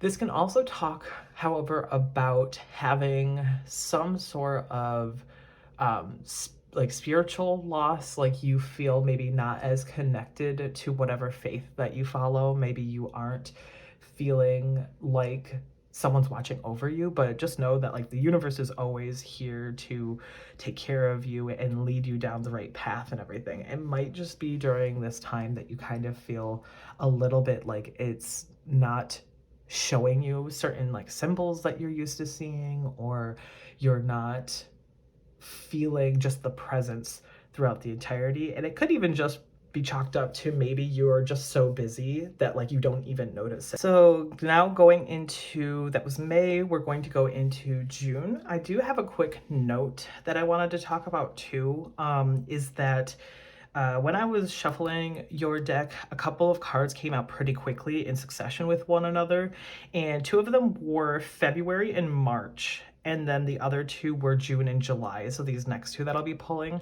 And so what that really indicated to me was that it feels like during February, March, June, and July, it's going to feel faster for you. So the month is going to go by like that. You're just going to be like, well, you're going to blink, and it's going to be the 30th or the 28th, 29th in this case for February for this year. So you're suddenly going to be like, wow, that like went by so quick. So just keep in mind that that is going to be the quick paces during this year. So June, we're seeing the world. Wow, that's beautiful to have, especially after that Five of Pentacles. It's going to feel like things are opening up for you. You're going to feel more complete within yourself. You're going to feel as if whatever you have been putting energy into, you're going to really see that fruition. And you're also going to have just this real sense of accomplishment for yourself. It could even indicate travel as well, because it's the world. So it's possible that maybe this year you were planning on taking a pretty large like trip, and you were maybe during this time here, like January, February, March. In March, you were like nervous about it because you're like, oh, like I had to spend all this money and I'm like kind of stressed out because that's going to affect this vacation that I had planned. But again, you're able to pull yourself through by the end of like May going into June, and you are going to be able to take that trip. Or maybe this is when you start planning some sort of vacation as well. So if you don't have one on the docket, you might during this time be like, hey, I have an influx of money, you know what, I should treat myself because I absolutely deserve it. And then in July, we're seeing the Five of Swords. And in the Five of Swords, this talks about there's some sort of defeat that's going to befall you. There's going to be some sort of conflict that might come up. So maybe I always indicate like I always like see this card almost as like you're fighting with your friends. Like anytime I see the Five of Swords, I'm like, it gives me this feeling like there's a lot of bickering going on, and there's a lot of people like kind of whispering, because it is kind of a card that talks about someone betraying you, or they're trying to do sneaky little things in order to like be the victor kind of thing. So I'd say during this time, just be careful of who you are talking to and pay close attention to your friend group. Of course, Your friends could be wonderful. This could actually be something that you want to pay attention more about your workplace. So perhaps there's some shady things that are going on at work that are not gelling with you, and you have to just make sure that you are protecting yourself. So like nobody seems to have won in this. Like there's the figures that are walking away. This character here is like sitting slumped over in a pretty defeated like position. They kind of look like they're smirking a little bit, so it almost looks like, hey, like I went through this and I was able to still kind of win. But I don't think anyone left with like feelings intact and positive. So just be careful during the July month just to make sure that you have everything taken care of and you aren't stressed out about any situations going on. In August, we're seeing the Six of Pentacles in the reverse position, and this is talking about some sort of debt, and there is some sort of, could be like considered selfishness, where maybe you, because you did go on this like trip or you're planning this trip, maybe you're being more scarce with your funds, and maybe there are people around you that have opinions about that, but don't change your boundaries based on whatever you find comfortable and is needed for you, is kind of like one of the biggest messages that I'm feeling from this card. It gives me this feeling of like you are just trying to stay in your own lane, and there's something going on around you where someone is expecting something out of you. Like they expect you to give to them for whatever reason, almost like, oh, you're obligated. But if this is going to like hurt you in some way financially, you don't have to give that to them. You can give yourself in other ways, such as like your time, you can give them energy, you can help them with projects that they have or anything else. But for some reason, I feel like during this time, just be very careful with your finances and be careful about who is asking for it, especially with it preceding the Five of Swords.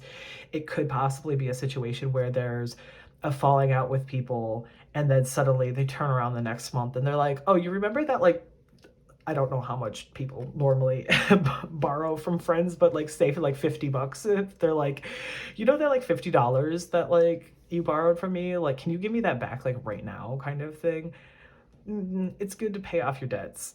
So if it's something small like that, then yes. But if they are like making things up or like changing the like changing what you had agreed upon, try to steer it back toward that. Be like, no, you said that by the end of the year I could get this money back to you, or whatever kind of thing. I don't know why it feels like someone in particular is trying to be shady towards you.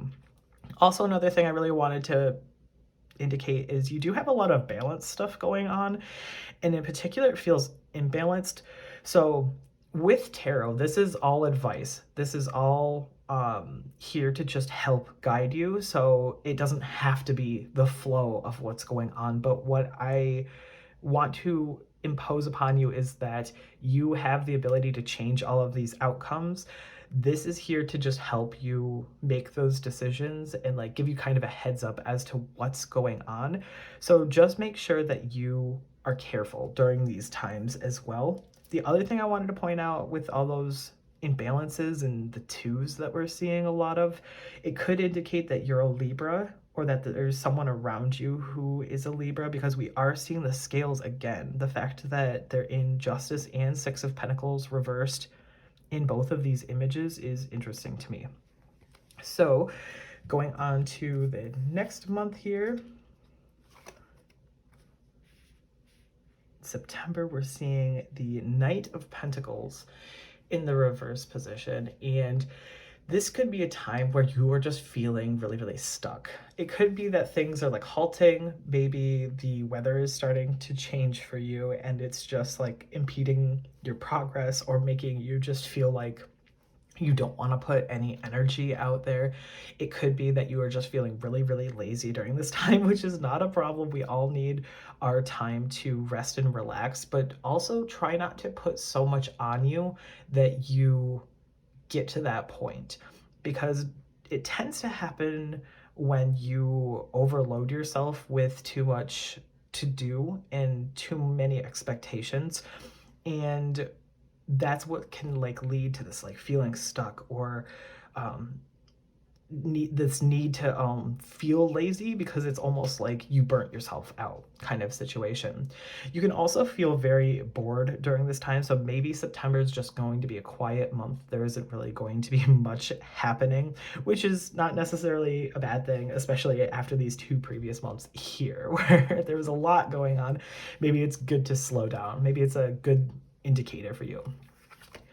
In October, we are seeing the Seven of Pentacles in the reverse position, and this is giving off this feeling of maybe when you fell into this like lazy, bored, like stuck kind of nature, you weren't able to plan for further things, or maybe you're just so burnt out that you're like, you know what, I really don't want to have to set up new goals for myself and push myself towards those.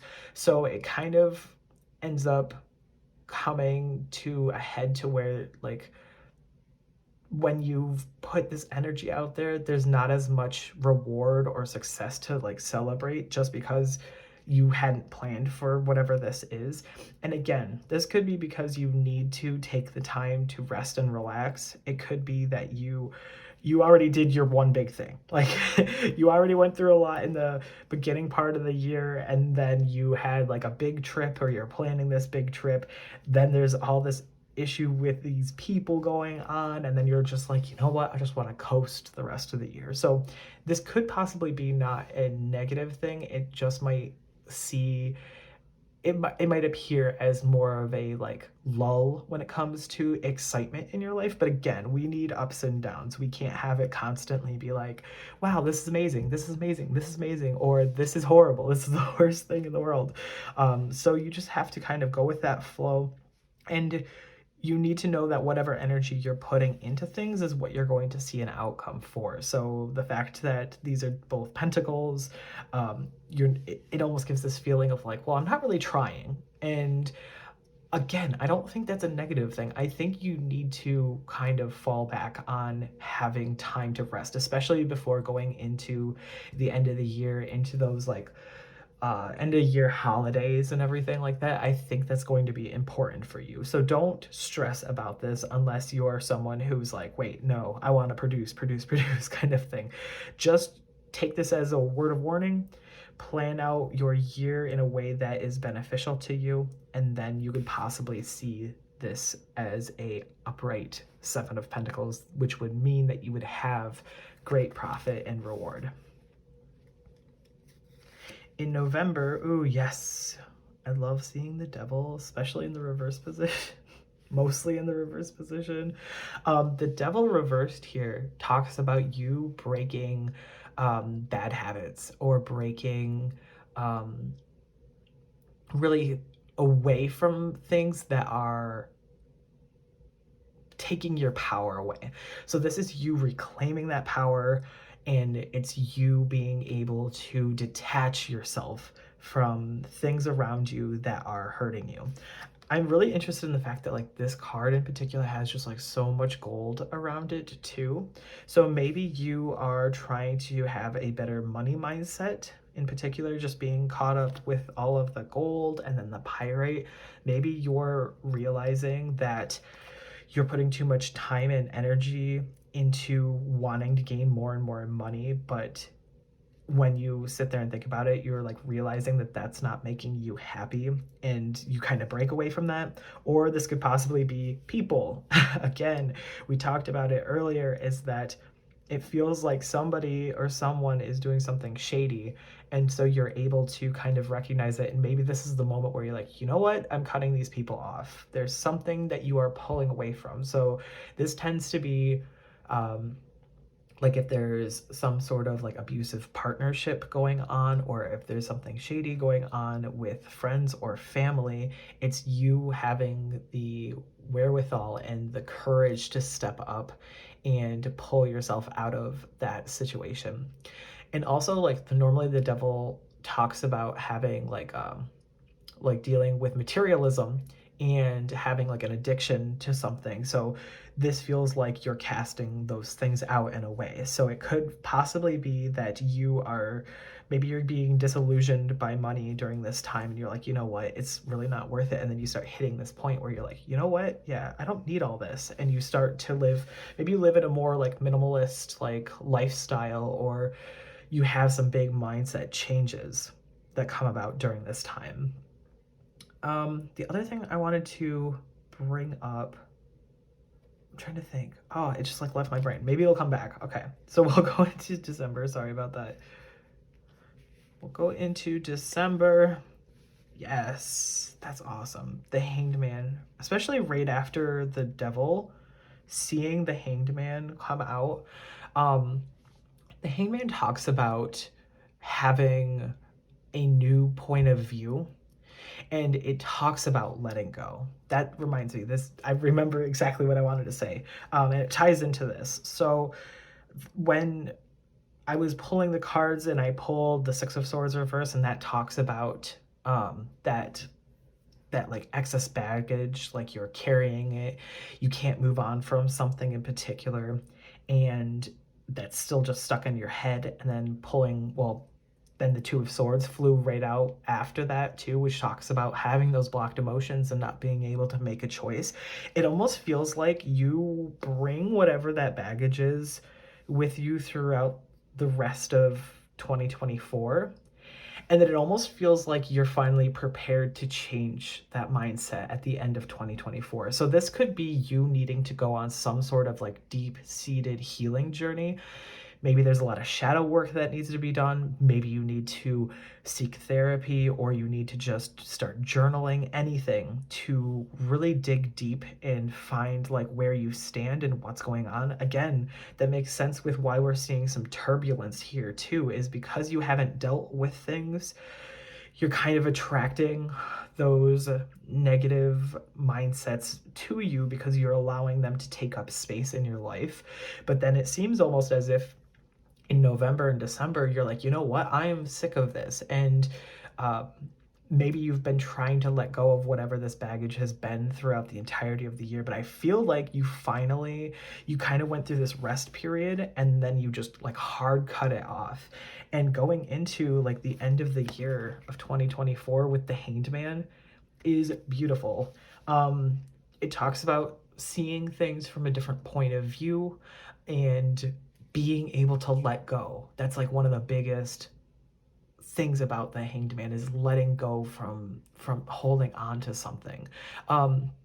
It can indicate some need to sacrifice something. So maybe there's something or someone that you have to let go of in order to make this change, to have a better mindset and a better life, and you have been so scared of letting that go. But I feel like you're finally going to have the courage and the ability to do so, especially towards the end of 2024. The Hanged Man can also talk about a pause. So there might be a need to slow down, or it might feel like your life is kind of going on hold. But for the most part, it feels like you're getting a lot done. You have a lot of events going on and a lot of like ups and downs, which again, this is over the course of an entire year, and you have free will, so you can change any of this. But it does feel almost like when you get to the end of the year that you're like, finally, I can kind of relax, and you can go into 2025 in a way better mindset and a way more relaxed state. Now I'm going to pull some self-care cards for you guys. So for group 3, Spirit, can I get some self-care cards for them? What can they do during 2024 to really give back to themselves? The first one we're seeing is hydrate. So be very, very careful when it comes to your water intake. If you haven't been a person who has made that a priority, it can do so much to help you when it comes to like a health journey or in general just feeling good about yourself, because obviously water makes up a vast majority of, I can't speak, water makes up a vast majority of our bodies, and it's also connected with our emotions. How we talked earlier about the Queen of Cups. Cups deal with our emotions, cups hold the water. So same thing with hydrate is, I think tapping into this Queen of Cups energy is going to help you throughout the year. Having that ability to remain calm and as stress-free as possible is going to really even you out. So instead of feeling like you're being blindsided by things, you're going to feel like you have a sense of control.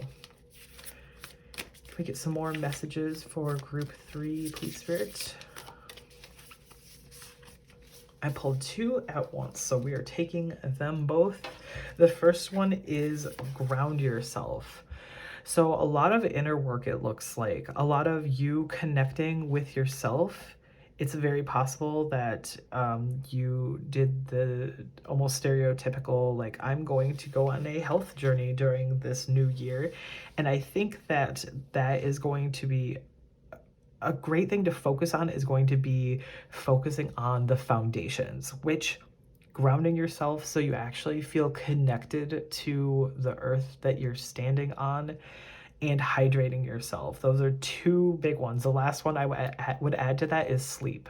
So making sure that you get proper hydration and proper sleep, and being able to be present in the moment that you are experiencing is going to make you feel so much more fulfilled than if you were just kind of like floating through the year without any sort of grounding whatsoever.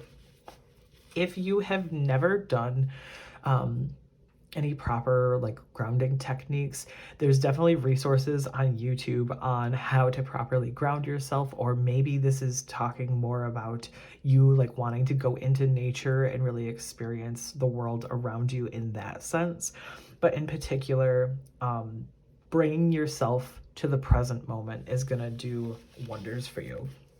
And lastly, ooh, I didn't even see this one. So we have take a walk. So how we talked about you wanting to go out into nature more. Yes, go out into nature more. This is also indicative of you doing more for yourself, where you're enjoying the outdoors, you're enjoying moving your body as well. So it does almost feel like you are trying to hone in and take care of yourself. Or if that's not even on your mind, the tarot is telling you like maybe you should focus on these things, and this will really help better some of your mindsets and whatnot. And it doesn't even have to be like you have to have a strict like schedule of every single day I have to go for a walk, and every single day I have to meditate, every single day you should be drinking water, but maybe you don't drink as many ounces as you need to. Like for me, I'll show it to you. I don't know how well it's gonna come up, but I drink 2 of these a day, and it is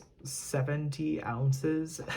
So I drink 2 of those every single day, but it's not like I was able to just like buy it and fill it up and be like, yes, I'm doing this perfectly every day. It took me a little while. There are some days where I will only drink like 1 of them, or sometimes only half of one. So just keep that in mind, that you don't need to like penalize yourself if you don't get enough of something. It's just making that slow progress and trying to get more. I'm actually gonna take a drink real fast. So next we're going to talk about these daily crystal cards here. I actually got these during the holidays, so I'm going to be using the guidebook to pull any further messages for you. So for group 3, can I please, Spirit, get 2 cards to help them throughout 2024, things that they should keep in mind, things that can help them on their journey. The first one we have coming out is Lepidolite, which says recall your dreams. Sorry, I was trying to like figure out how to pronounce that. And then the next one, please, Spirit, is Carnelian, which says feed your creativity. So let me grab the guidebook.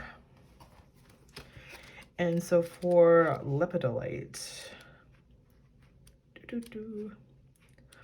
it says, oh my gosh, there's so many L's. It says, recall your dreams. Discover a new dimension of yourself by tapping into the power of the invisible dream world. There is so much information accessible to you within the symbols and storylines of your dreams.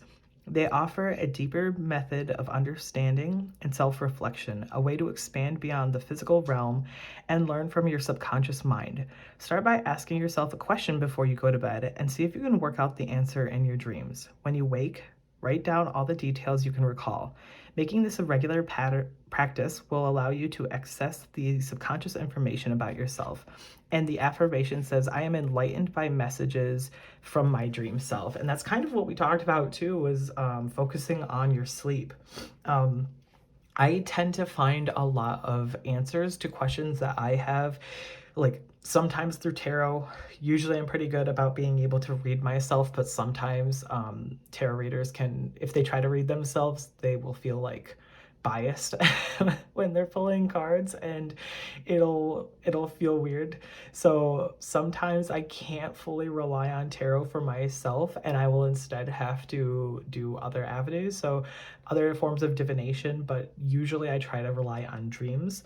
And so I will get answers by doing that same thing, just as the guidebook said, is sitting there and asking a question for myself and trying to focus on that as I'm falling asleep. And then I'll have a really, really crazy dream, and I'll wake up and I'll start writing it down in my notes app on my phone. And then I'll be like, what does it mean?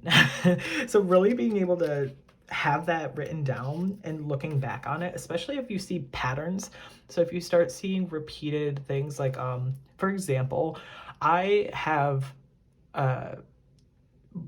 sometimes I can have really blocked like throat chakra, and I won't trust my words, and I won't trust like if I'm getting across the way that I want to be expressing myself to people. And so that leads to me over explaining, as I am doing right now. And that's why sometimes in tarot readings I will just go off on tangents.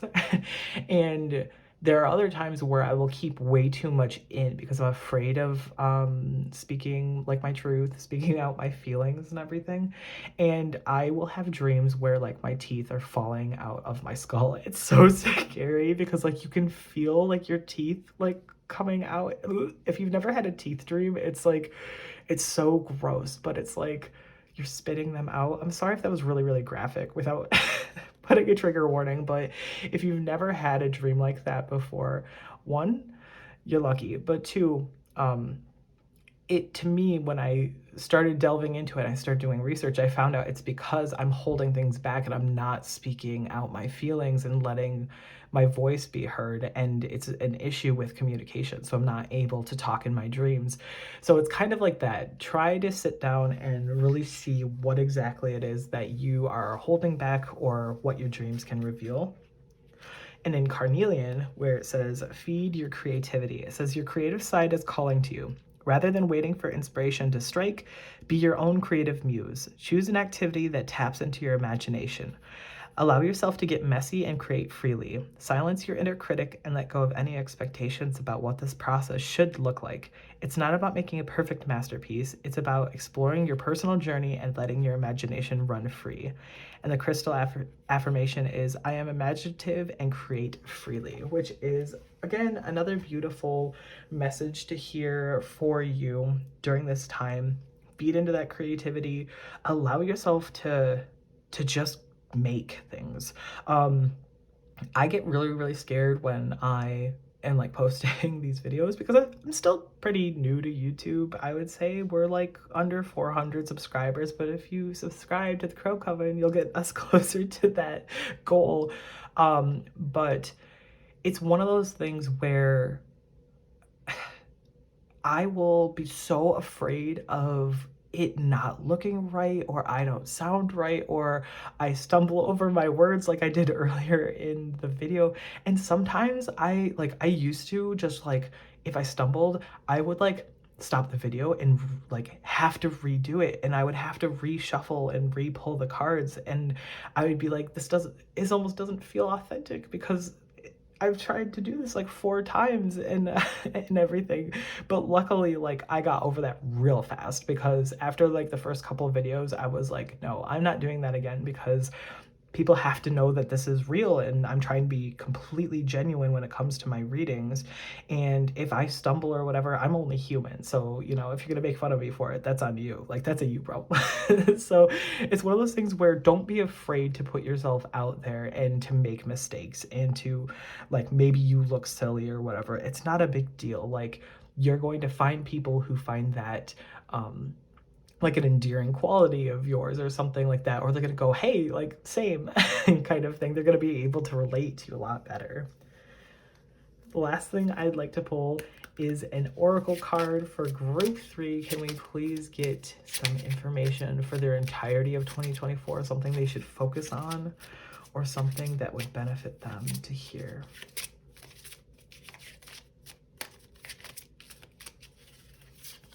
Okay. Ooh. So we pulled La Squadra, and it says, turning the bad things good. Yes, we kind of talked about this a little bit earlier in the video too, about how you start to break free, you start to, sorry, there's stuff there. You start to realize that the things that were affecting you, that you need to cut them from your life, and you need to like make this sort of dramatic shift, trying to look on the plus side of things. Again, trying to be positive throughout the entirety of the year can be very hard, because we obviously go through ups and downs. But whenever you come up against opposition, try to see what good it has brought to you, like what you have learned from the situation, or how you can take steps towards not falling into that same pitfall as you had prior.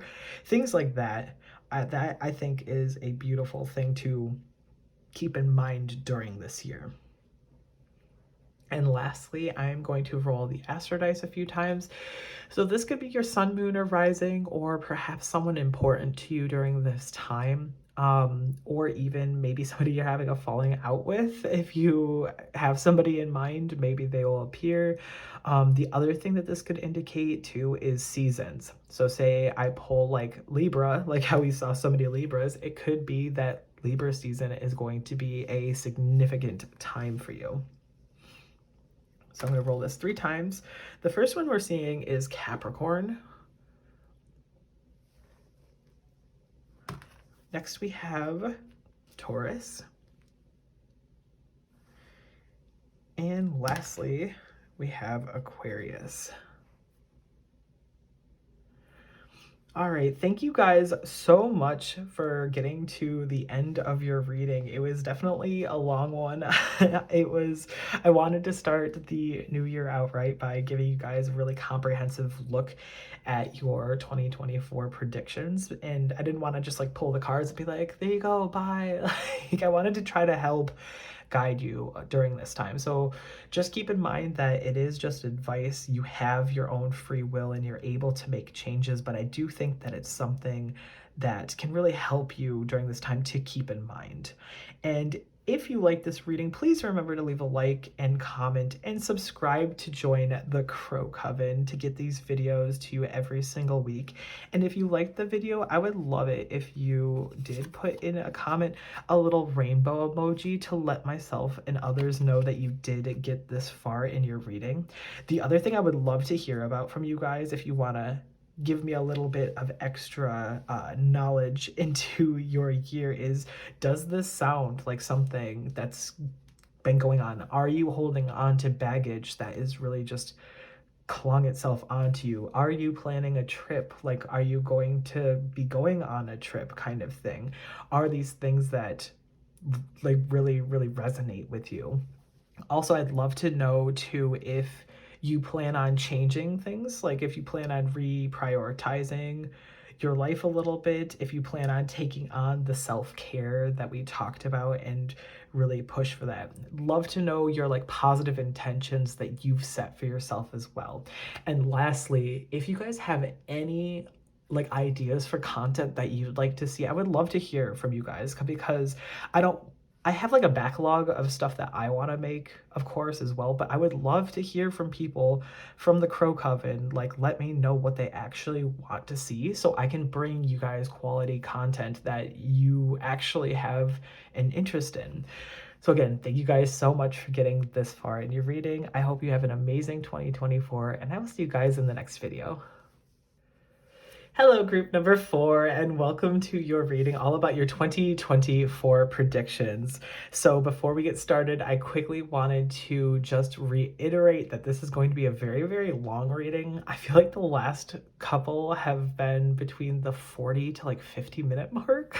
So this is going to be quite the long reading for today. So if you have pen, paper, pencil around, or even just your notes app on your phone where you can take down some of the points that really resonate with you, or if there are certain times of the year that you really want to mark as an important moment for you, really that would be a smart thing to do, so you don't have to re-watch this whole video if you want further information. So of course, thank you and welcome to 2024, and we're going to go ahead and get started. So you guys chose the Marigold Tarot along with this honey calcite, and the honey calcite really talks about healing from some like deep traumas.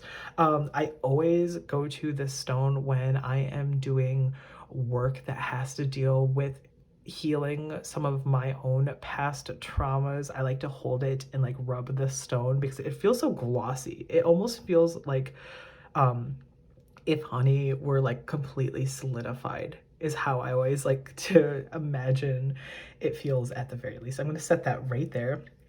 It can talk about providing comfort to you, restoring confidence, giving you this sense of safety and self-worth as well. So that could be a big theme for you for 2024, is that you're going to be doing a lot of work where you're going to be changing your mindset from what you had suffered and having to deal with that aftermath and changing it into something that works better for you. Because it isn't like, oh, I just dealt with something that was really hard or scary. No, it affects so much more that people who haven't been through things understand, and it can take quite a long time to heal from those things. So let's go ahead and get into your reading. We're starting off with these cards here that I actually pre-shuffled, and I have not seen them, so I don't know what's going to go on within your year, but I did write some notes that I wanted to quickly talk about. During the March, April, and May time frame when I was pulling these cards, they didn't fly out, but they like came out in quick succession. So I would say that your March through May is going to feel very fast.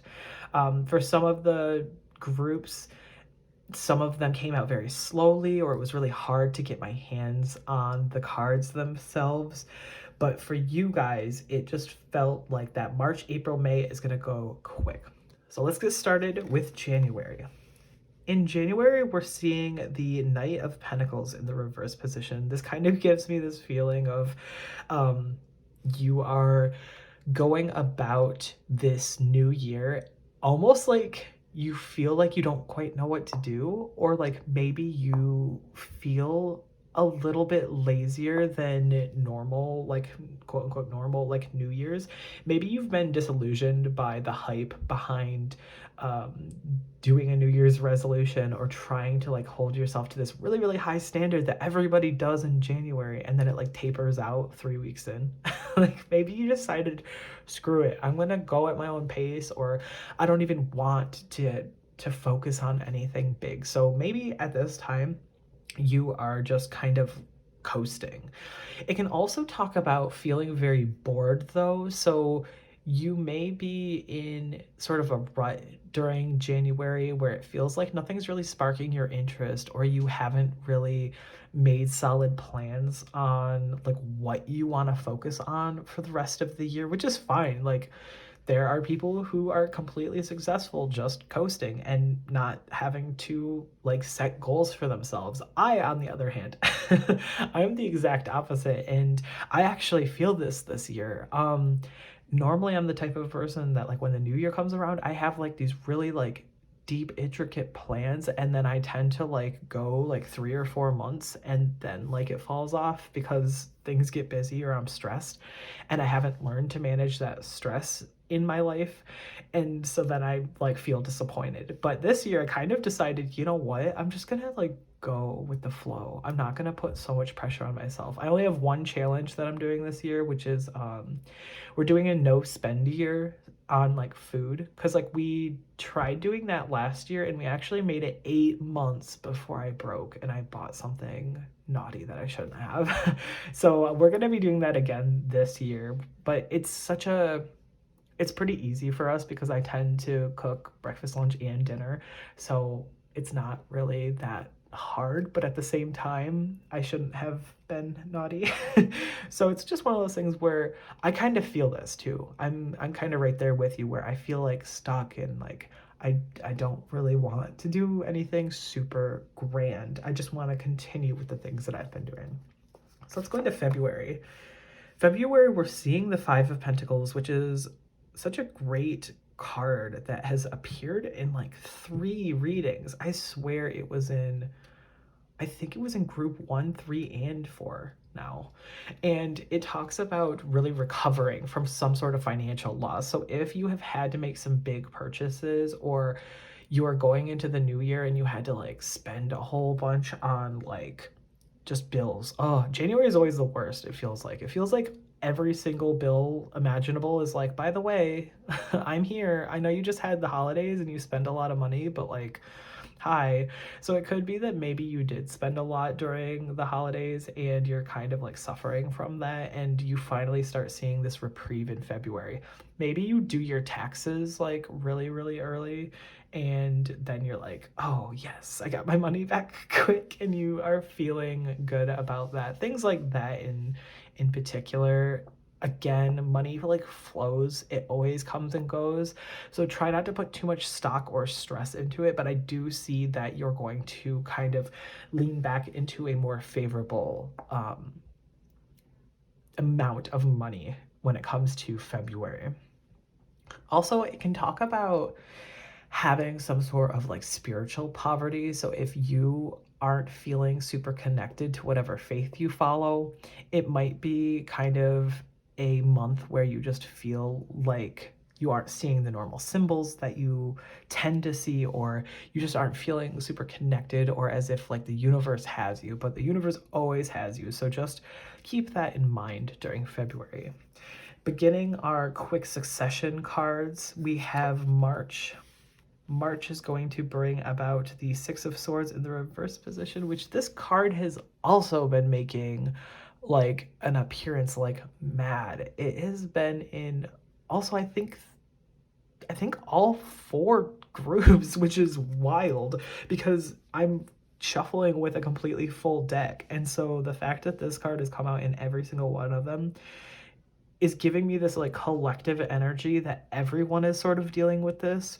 So you are not alone, but it feels like there's some sort of inability to move on. Like you're carrying some baggage from the previous year or previous trauma. Again, we were talking about healing from trauma. This is going to start hitting you during March. You're going to like really feel it kind of surge into you, and you're going to realize that you have to kind of open your eyes and take steps towards healing. So whether that's like getting a therapist or beginning to journal or any other steps in order to try to heal, I think that it's going to really hit you in March, and you're going to realize that this is something that you have to focus on. It basically shows that you can't move on. So you're either reminded of whatever it is that you went through, or it just comes up in an unexpected way, and it like it hurts. It feels like a dagger like hitting your heart, and you're like, okay, great, I still am hurting. So just be like soft and careful with yourself during this time, and know that yes, I completely understand. Like, if you can't tell, I have been through some stuff as well, and a lot of people have, but it is a very unique thing to each person, the way it hits you and the way that you're reminded of things. So you have to just go at your own pace, and you can't expect like a cookie cutter solution, because I have been trying to heal like basically my entire life, and I've gone through many avenues to try and do different things to help me. And I'm 35 now, and I'm still like needing to remind myself that like I'm safe now, that things are okay, that I am like going to heal from these things.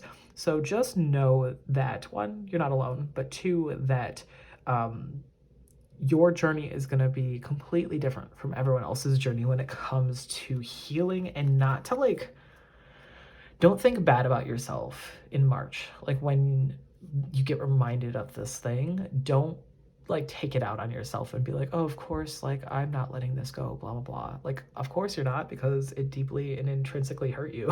So like, you can't, it's not like you can just flip a switch.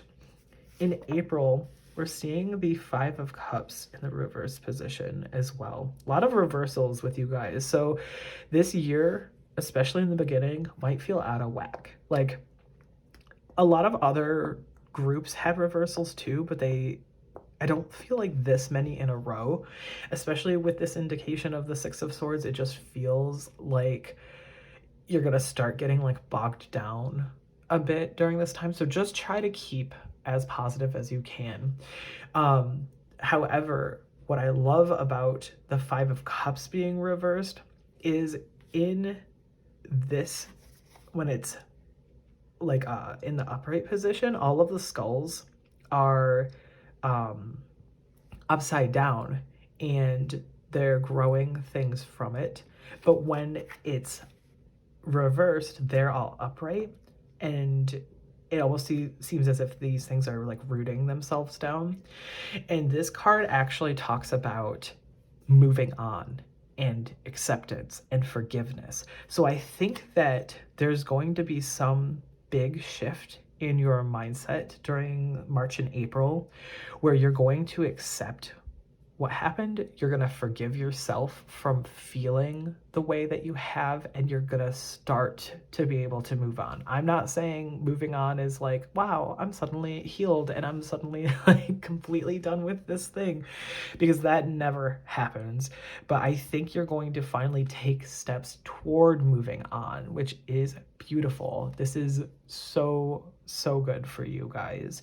And just very commendable to really look at yourself and see what you need to accept within yourself, and taking those steps quickly, especially when you've come like hot from like a reminder of this thing, to translating that energy into something beneficial towards yourself.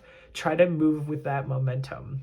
Whatever energy you're putting into this of being upset and like filled with grief or feeling like traumatized, curve it towards something positive towards yourself. And I know that can be really hard to do, but that is one of the things that I try doing when I am like triggered from things, is I will try to instead force the energy that I'm feeling of like, if I start feeling like I'm building up with like a like rage or like sadness or something, I will turn towards something productive and something that is fun for me, and I'll put my energy into that and create, kind of like how like troubled artists create some of the most like beautiful masterpieces kind of thing. It's sort of that mindset, is tapping into that pain that you have and shifting it to be able to release your emotions and represent who you are.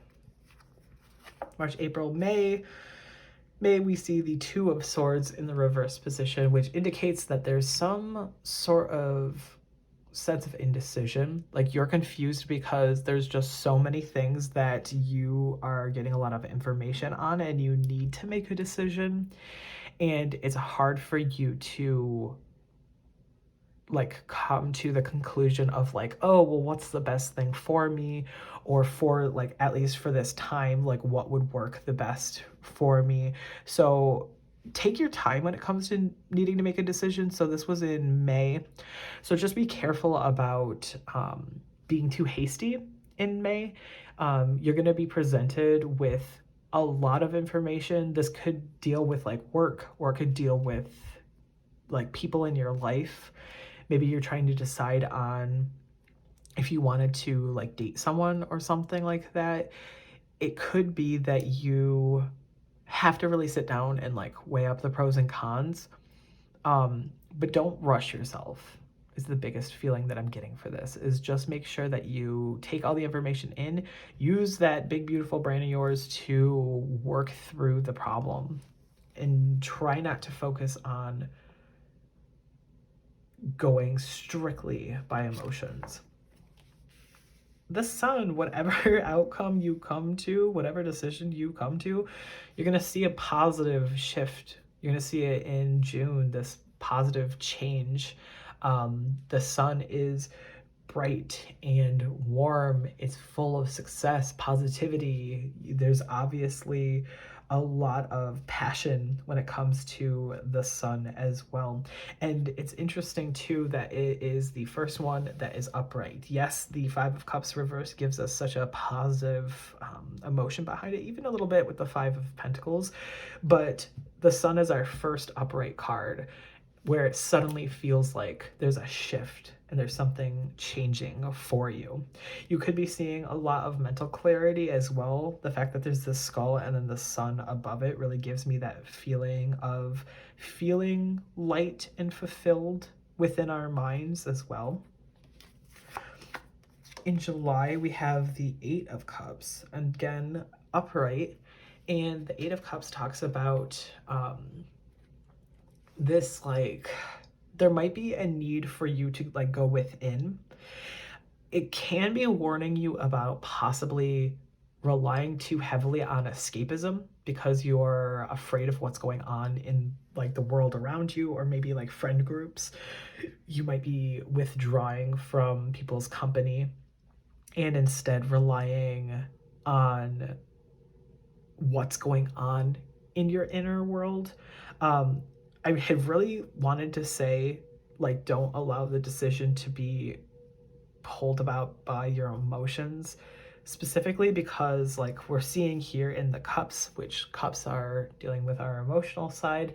I feel like if you put too much into it with your emotions, you might feel disappointed.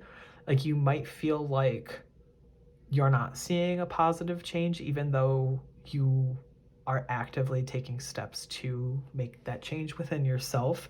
So just keep in mind that sometimes your mind can heal faster than your emotions and hurt feelings can heal, and vice versa. I think right now your mind is ready to make this change, but maybe your heart isn't. So that could be shown in a way of like, maybe you don't forgive the person. Like if you went through something with someone and they did something to hurt you, maybe you aren't ready to forgive them, but you are ready to accept and forgive yourself for like feeling like you put yourself in that situation, or like accept and forgive like how you felt beyond that. But maybe when you think back on this person, you still have like these bitter thoughts and feelings.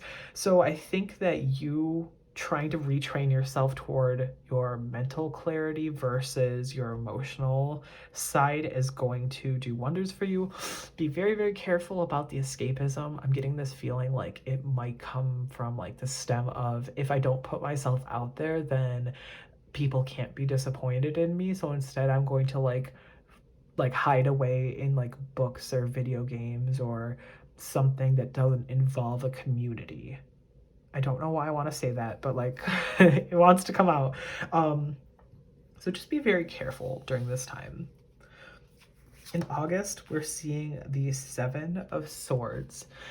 And in this card, this talks about that there's someone or something in your life that is trying to get away with something. So there's some sort of sneaky, underhanded stuff going on. So this here is trying to help you from getting betrayed. And like as is with all tarot, this is mainly advice, and also you guys have free will and you have the ability to change things at any given moment.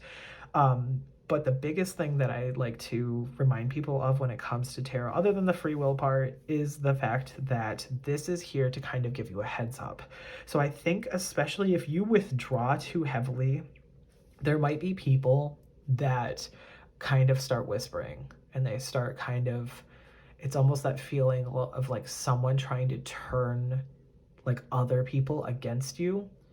And because this is very sneaky, like this is deception, and they're being quieter about it. They're trying to be underhanded. They're not gonna be a villain and like stand there and monologue and like laugh in your face. Like they are doing things that are going to sometimes even appear as like beneficial, but then like you realize later on that it was like all an act, and it was because they were trying to get away with something. So be very careful, especially during this time, July and August. Be careful about who you have around you, and also not withdrawing completely.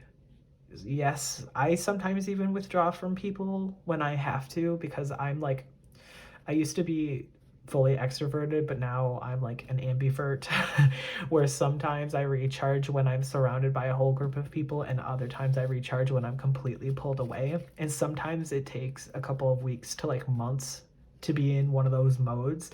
So sometimes I will like pull away for weeks, and then I'll like show back up, and everyone's like, what the heck happened? I'm like, oh, sorry, I was dealing with a bunch of things. So it's not necessarily a bad thing, but I think you just need to keep your eye open during this time. In September, we see the Knight of Swords in the reverse position, and this can really be you having like really scattered thoughts. Like you aren't sure like what to rely on. You're not sure kind of like what you can do about certain situations. This can also be kind of like a hell or high water like kind of moment for you, where you're just like, I don't really care. It's the consequences be damned mentality, where you're like, I'm gonna do this thing and I don't really care. And that can get you in trouble. So be very careful during this time about making rash decisions. The fact that it's a sword and in reversed kind of thing too makes me think that you have to just use that brain power a little bit more when it comes to thinking things through. Don't make those rash decisions if you're prone to making those. I can sometimes do that, but then I am a Gemini, so I will overthink things. So the rash decision will come to my brain, and I'll start thinking about it, and then I won't stop thinking about it, and I'll have to like look at it at all angles. And then sometimes I'll be like, well, I'm still gonna do it, and then I do the thing, and then oh no, consequences for my for my actions kind of thing. And it's like, great, of course, but I kind of like knew. So at least knowing, you can kind of prepare yourself for that. So this kind of gives me this feeling of you are pushing through something kind of like no matter what, and because of this, again, you do feel very scattered. In October, though, we're seeing the Page of Wands, and this gives us kind of this like almost like a new mindset. You feel more free. This is definitely a time to explore, a time to learn new things about yourself and the world around you. If there's like maybe a new hobby that you've had interest in, it's going to appear during this time, or you're going to put more stock into it during this time. You're going to feel way more enthusiastic than you have been, maybe even from the rest of the year, besides perhaps the sun moment here in June. This feels very, very positive, and you are going to be really like living it up during this time in the way of you learning something new. and you putting your energy into this new thing.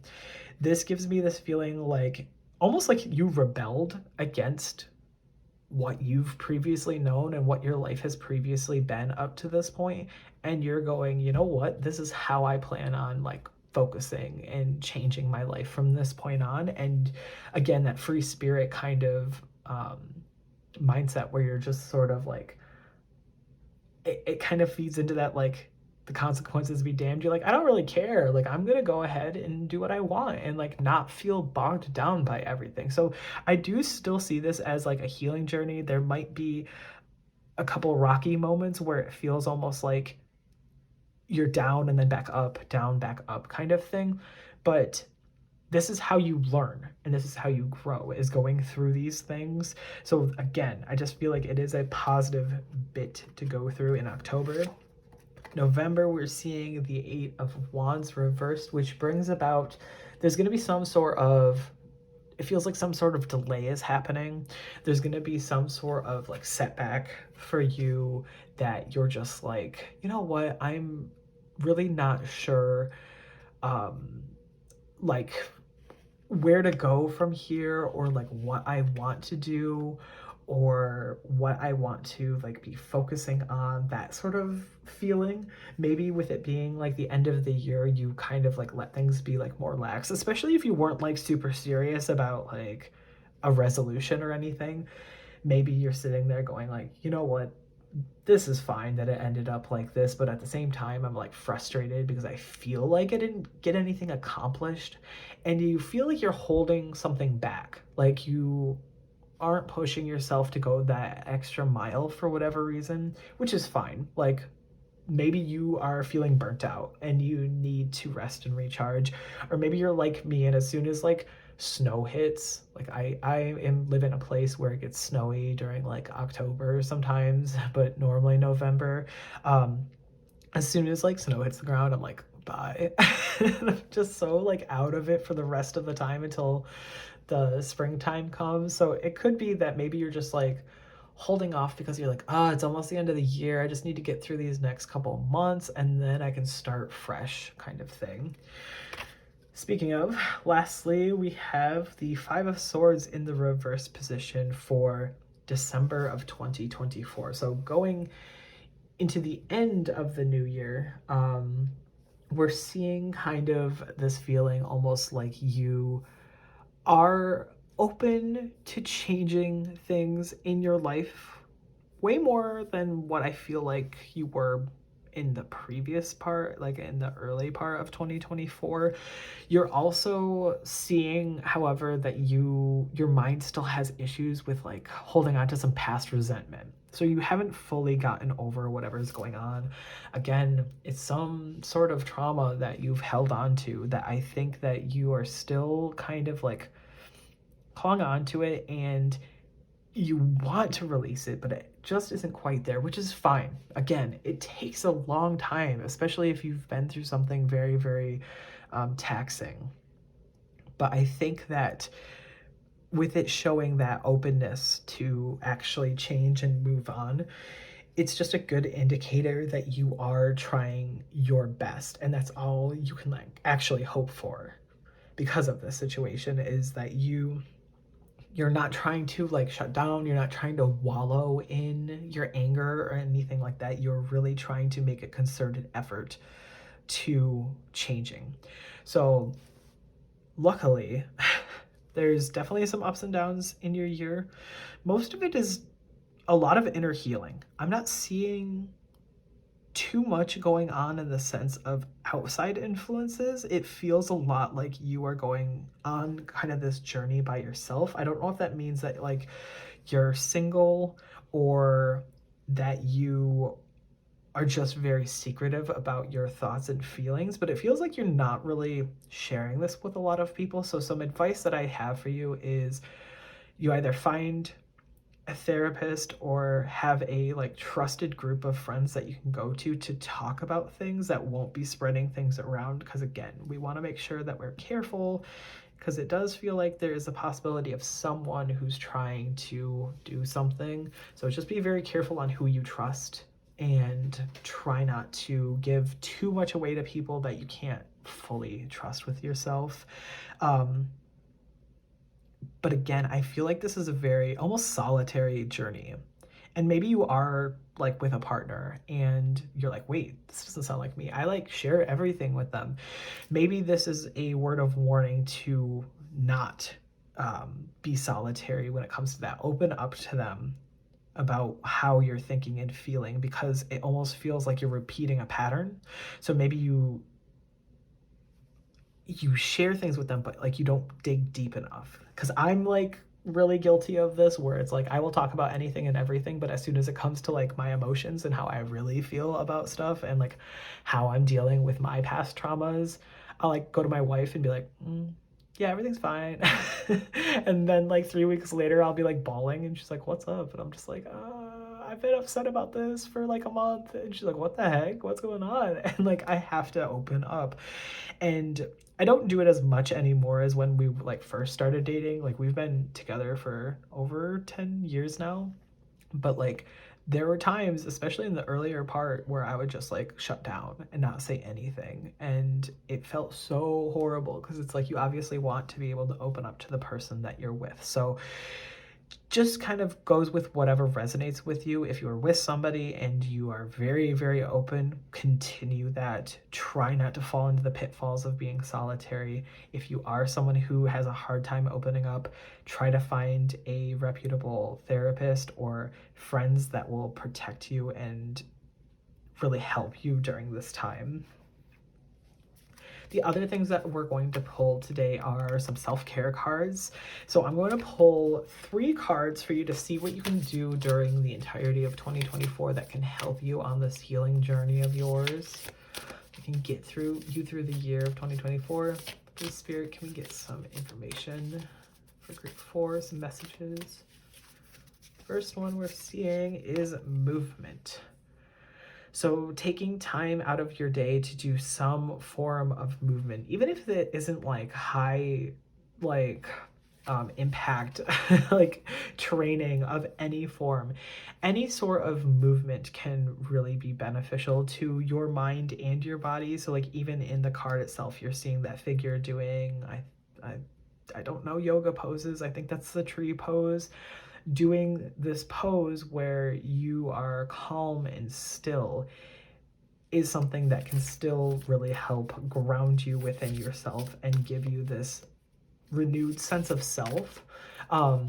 Because people who work out and people who don't work out, there's a lot of like differences there. But one of the things that I've noticed as somebody who has been on like both ends of the spectrum with that is when I'm not working out, I feel detached from my body, if that makes any sense. Like I feel like I can't trust my body as much. Some of the movements that I make aren't as refined as I want them to be.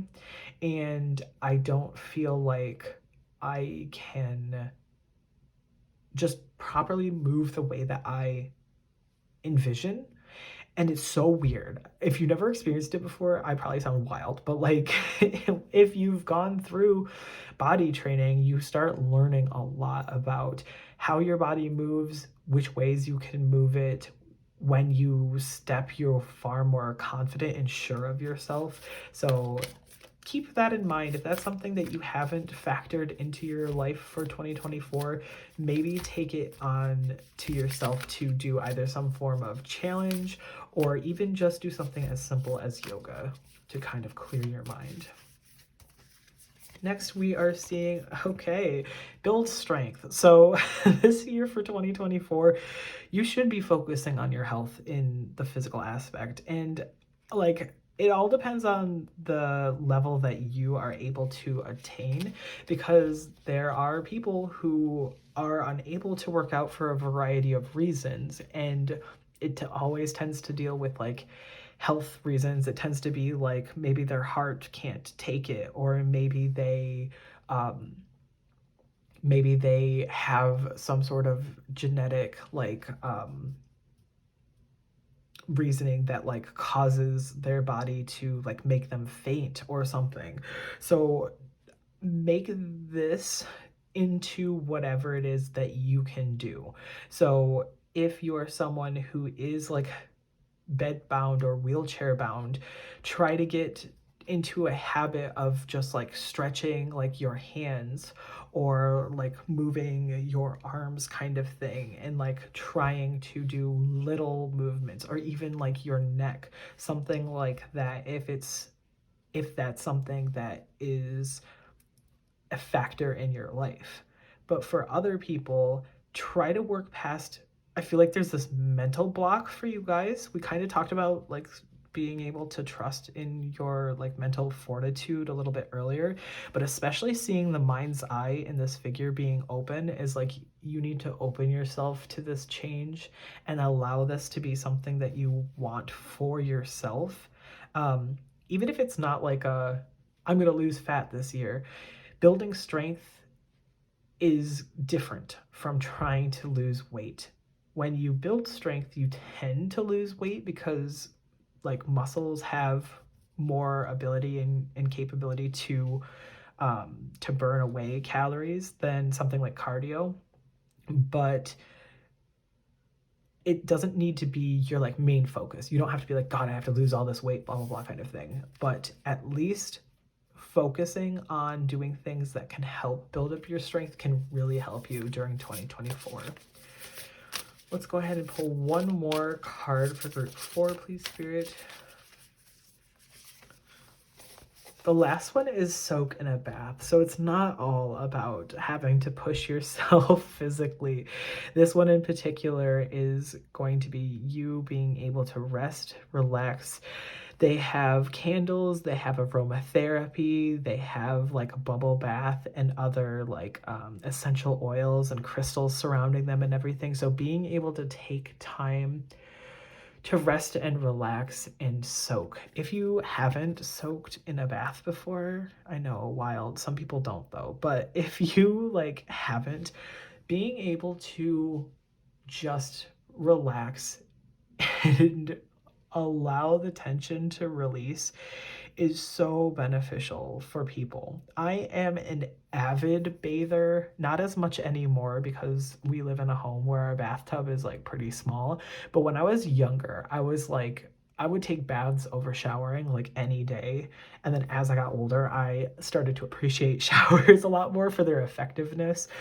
But once in a great while, because actually, as a little plug, at chromatesapothecary.com, we make like bath salts like we see here, and soaps, and also bath bombs. And in particular, I love our chamomile bath bomb, where it has just like this really relaxing, soothing, mellow scent.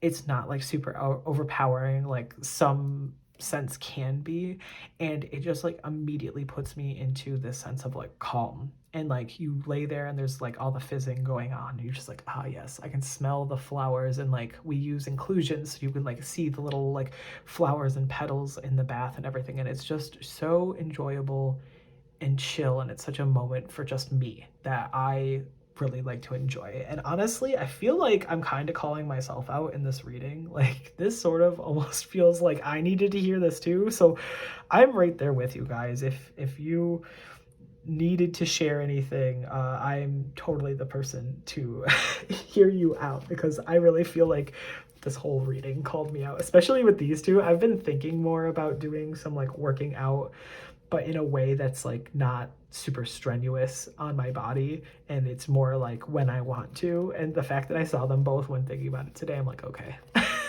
I guess. Next, I'm going to be pulling some daily crystals, and I actually got this during the holidays, so I'm going to be using the guidebook to read from to get you guys full messages. So I'm going to pull 2 of these. Can I get some last few messages for group 4?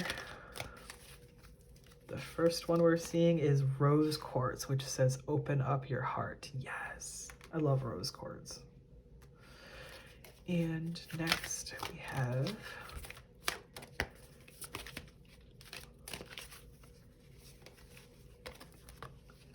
clear quartz, which says get crystal clear. So let's read from the book. We will read rose quartz first.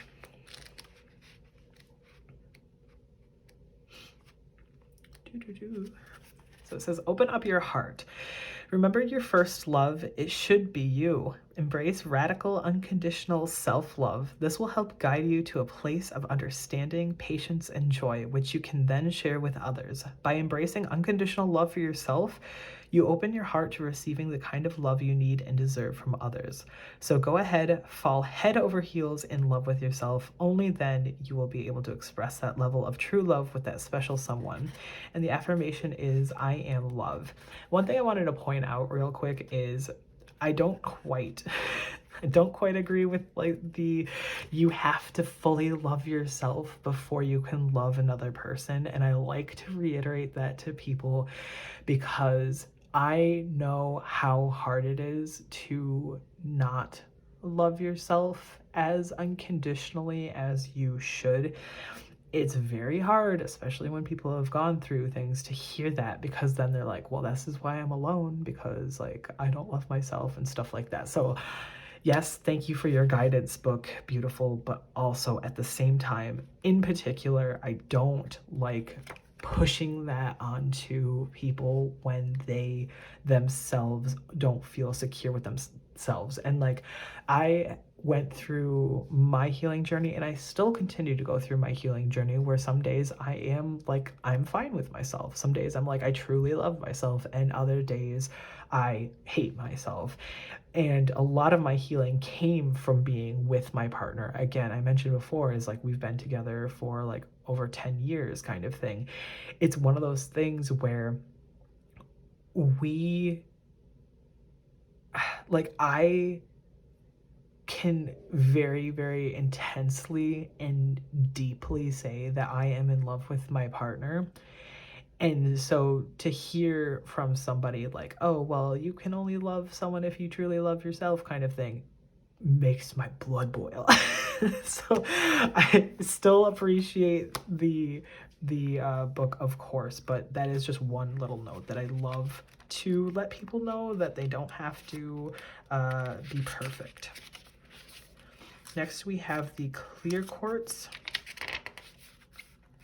If I can find the right page, my apologies, I can't read.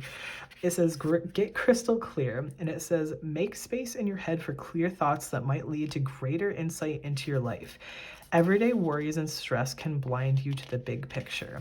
When you're feeling confused, make sure you don't lose sight of the forest through the trees. The clarity that comes from mindfulness allows you to view your life from a higher perspective. Keep focused on your goals and intentions as you continue to work through becoming your best self. Like spiritual 2020 vision, you can see clearly where you're going and how to get there. And the crystal affirmation is, I am crystal clear. And that is so, so true. Like you need to sit down, have proper intentions for yourself, really work through exactly what you want, how you feel, in order to project yourself towards a proper goal. And it can be really hard because it can get very muddied and can be hard for you to focus on like everything that you want to get done and everything that you want to do, especially when you do have those daily worries. But having that higher focus goal at the end of the tunnel kind of thing to like laser focus on can make things so much easier. So it would be great for you to, if you haven't made a decision of like what goal you want for 2024, I encourage you to sit down and really try to focus on one bigger, higher picture goal that you want for yourself, and try to focus on that for the remainder of the year. Yes, it doesn't have to be perfect because it's not January 1st. You know, like it can be one of those things where you start like, be like, okay, I'm going to set this goal right now and I'm going to start it right now, and not think that you're a failure or something because you didn't start it at the very beginning of the year. Next, we're going to pull one last card for 2024 for group 4. I would love to get any final messages that they need to hear or anything that they need to focus on for this year. What's the big final thing that they have to keep in mind during this time? We've pulled from Maggio, which says overcoming self-doubt. Yes, this is a beautiful thing for you to keep in mind during the entirety of 2024 is that you are worth it, you are worthy, you are allowed to love yourself, and you are allowed to heal. And you doubting yourself will put a damper on every one of those things if you're trying to move forward. If you truly want to make progress, you do have to put in a lot of effort into like loving yourself and into healing yourself. And that can be so hard, again, like the day-to-day worries, or yes, self-doubt is going to hit you over the head sometimes. But if you get knocked down and then get up to be stronger and stand more firmly, that can really help you in changing up your mindset and making things work for you instead of against you. The other thing with this card in particular that I am getting this feeling of is how we're like seeing this like creature behind the figure in the card, is that it could be like something is looming behind you, whether that be your past trauma or anxiety that's like trying to like fill you up, but you are in control of that. Like it can't hurt you anymore, and it can't do things to further influence you unless you let it. So you need to see yourself almost as the master. Like you have to be the one that is in control of this situation so it doesn't get out of control, so you don't fall into the escapism or running away from your problems. You have to allow yourself to know that you are the one that's in control and that you have the power to really keep it back and away from the forefront of your mind, because I know how hard it can be. Like I deal with like social anxiety really heavily and other forms of anxiety pretty intensely too, and I've had to like learn how to cope and how to push those things away in order to perform, in order to show up at work, in order to show up for myself for certain things. So just keep that in mind, that for 2024, overcoming self-doubt is going to be one of the biggest themes for you during this time. Lastly, I'm going to roll this Astro dice a few times. This can either be your sun, moon, or rising, or maybe someone important in your life, or even possibly seasons. So if I rolled like Gemini, you could be seeing things going on in May and June that could be affecting you. So first one we're seeing is Scorpio. Sorry, always hold it over here. So Scorpio. Next one we're seeing is Pisces. And lastly, we have Virgo. All right, thank you guys so much, group number 4, for sticking through to the end of your reading. I did say it was going to be a doozy. There's a lot of information here, so I really hope that you were able to glean something.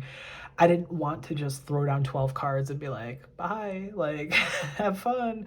I really wanted to try to help you work through this and like process this as much as possible, with this still being a general reading. So of course, take whatever resonates with you and leave the rest.